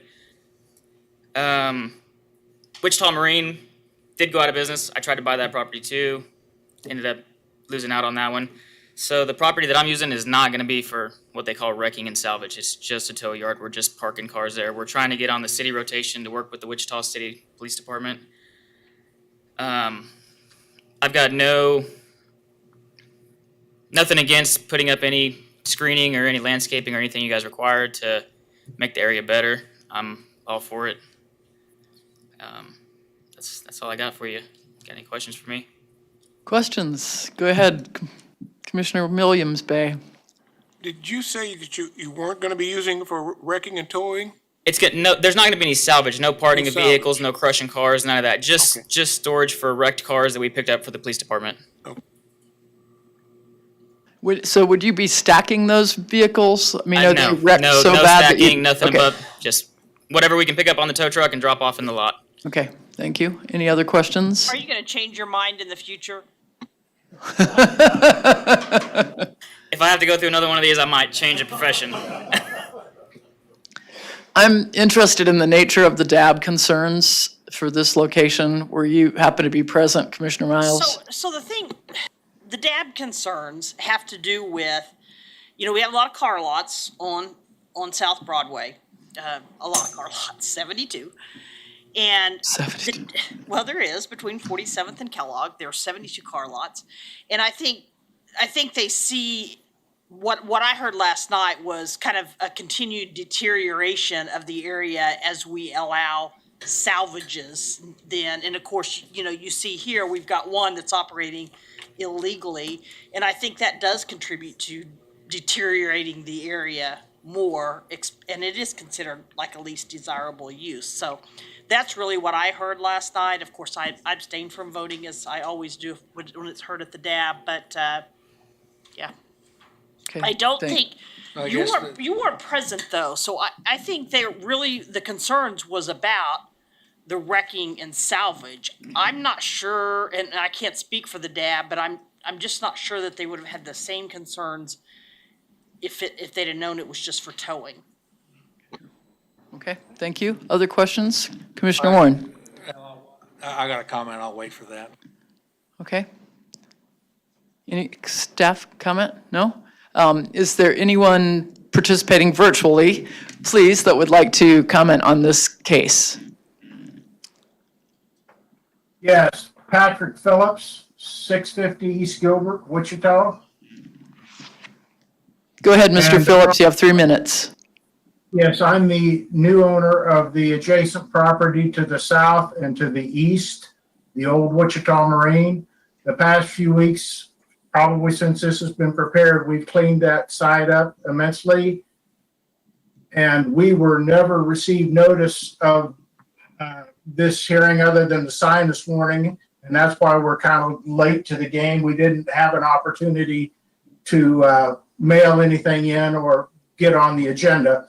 But we're trying to clean the area up and reopen it as a commercial venue for sales. We don't know if it'll be auto, we don't know if it'll be boats, but we are cleaning the area up. We have concerns about a salvage tow operation where we're at here in the middle of downtown. There's several salvage yards in place, and it's just totally not with the nature of the business that we're going to go with. And when we bought it at an auction, of course, it was general commercial, and ours was, and the neighboring was. So our opinion is we would prefer not to go that way because that may hamper our opportunities, and we're trying to clean up the area. Okay, thank you. Any questions for the speaker? No, but I do want to say, Mr. Phillips, thank you for cleaning that up because that was quite a mess down there. Yes, we are civic minded. Like I say, we're here in the downtown area next to All Metals and ABC, and there's just a heavier traffic when you go to salvage and towing. Okay. Thank you for your testimony and for your patience in waiting for this case. You have an opportunity to, any other virtual speakers? Hearing none, applicant, you have the opportunity to rebut the comments you heard from your neighbor. Yeah, so as far as all metal and ABC that he's referring to, that's what I'd like to just instill, that we're not salvage, we're not buying scrap, we're not a recycling facility, we're not none of the heavy industrials that he's referring to. We're just towing cars, just like the neighbor across the street. Okay. Thank you. Any additional questions for the agent? Then I would bring this back to the commission. This is Phillips again. I would like to say. I'm sorry. I'm sorry. Now that you've had your opportunity to speak and the agent has responded, we don't accept additional comments. All right. Go ahead, Commissioner Warren. Well, my comment was this, the DAB, looks at this kind of a bad thing. Do we want to have, something that's can be an eyesore spread out over multiple places or kind of located in one area? And my hope is that with new blood coming in, that they'll do a better job of taking care of their properties, and take something that can be a real eyesore and make it less so. Okay, I certainly hope so. Any other comments? I have a question. If you're picking up cars for the police department and they're just going to be stored there until somebody picks them up, how long do you think a car will stay on your lot before it leaves again? Cars generally set for 2 weeks, 30 days max, and then the city has a public auction that they're auctioned off. Cars aren't sitting there like a salvage for 10, 15 years on end. Okay, thanks. Thank you. All right. Commission, what do you want to do? I'd like to make a motion to approve. We have a motion from Commissioner Green. Second. Second, Commissioner Dool. Discussion? I would call for a vote. Do we need roll call? Let's just call for a vote. Ayes in favor, please indicate by saying aye. Aye. Aye. Opposed, nay? Hearing none. We have abstention. Were you going to abstain? No, I abstain. I have always abstained, Dad. Okay, thank you. All right, the motion passes. Thank you. Thank you. I know I shocked you all with that vote, right? We never try to anticipate the vote of any member of the commission, do we? You never know. All right, we have one non-public hearing item. This is a review of the schedule for next year's meetings. Philip, can you run us through this quickly, please? Yes, I will run it. You have a through copy. Very quickly. You all should have a copy in your packet. Really, we're going to just focus on the subdivision committee hearing and the MAPC/BZA hearing dates. Two touch points I want to make. Overall goal for next year's meeting was shifting the majority of the meetings from a first and third Thursday back to a 2 and 4, the second and fourth Thursdays.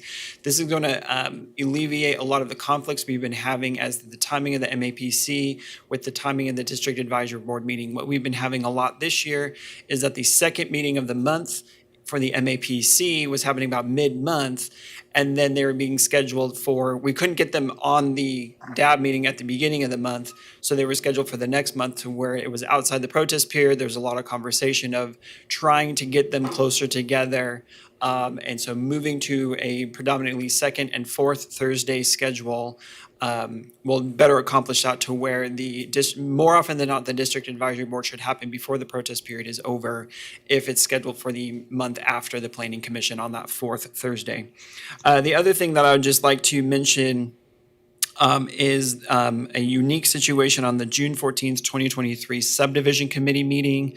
Mr. Green is nodding as to what the heck is going on, and Miss Ann Fox even asked in our meeting this morning. So I talked to Kathy, and then she referred me to Neil, the master of subdivision. So it's related to the Juneteenth holiday, which is the following Monday. So track with me here. This is something based on related to plats and when plats are turned in. So if a closing deadline for either zoning cases or even subdivision item cases is supposed to land on a Monday and there's a holiday on that Monday, we move that closing date to the prior Friday, which you'll see several times on the closing date on the left. A plat closing day, or a closing day would have been on June 19th, but that's Juneteenth holiday now, so we move it back to Friday, June 16th.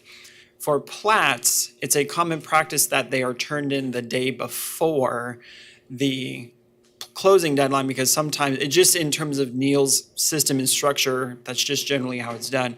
So that meant they would be turned in on the Thursday prior to that, which is when he's processing a lot of them and doing that. So he can't be at subdivision committee and receiving plats at the same time.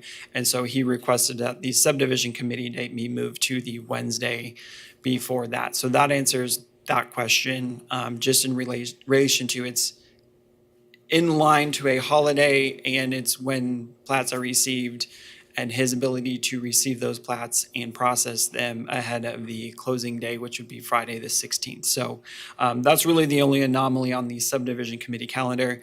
One item I will also note is in November of next year, there is no meeting the week of Thanksgiving. That is a change over the last several years. We put a skip week in there, which means we have 3 weeks in between planning commission meetings, which gave us the flexibility to put the subdivision committee meeting the week prior to Thanksgiving and the planning commission meeting the week after Thanksgiving. We often have a subdivision committee meeting on the Wednesday of Thanksgiving week, which is hard to get a quorum and difficulty with possibly people traveling for applicants and agents as well. So we made a concerted effort to get that change in the calendar to avoid that conflict. So if you have any questions, let me know. If you have any feedback, this is still in draft form. We wanted to bring it before the board today to get any last minute comments or possible changes for us to consider. Okay, Scott? Yeah, one quick comment is that we typically have 2 MAPC meetings per month, which leads to a total of 24 meetings in a year. And I just want to point out that this still has 24 meetings, that although we have shifted when those skip weeks would be, we're not slacking, we still have 24 meetings. We were worried about slacking for sure. I was going to bring that up. All right, yeah. So this does not need a motion. This was just here for your information. If you had any comments for staff that we need to take back and tweak. For those of you who have a lot of commitments that happen on a schedule, like they're always the 2nd and 4th, that would be the one you need to really check your calendars and report to the staff if you have a known standing conflict with that shift. Okay? Thank you. I hereby call this closed. This conference Adjourned. is no longer being Shut recorded. off. Ended.